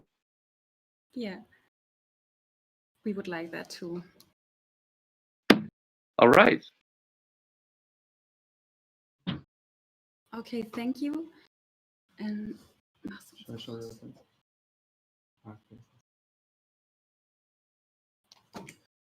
something? Quick last announcements. We still receive we have received a couple of late applications, and we just wanted to say we are still accepting invitations, but it's kind of late. I mean, we all know deadlines can be tricky sometimes, but yeah, we are still kind of accepting. But tomorrow, 10 a.m. Germany time or Central Eastern Europe summertime, aka GMT +2, 10 a.m. GMT +2. We are starting the workshops, and the timelines, etc., will be announced by the workshop leaders, or you can contact your workshop leader if you can't make it like 100% and only 98% or so. Yeah, that's it from my side. Yeah, and that's it for the symposium. Thanks for everyone who was watching, and thanks again to all the speakers for your inputs. And we were very happy that everything worked out so nicely.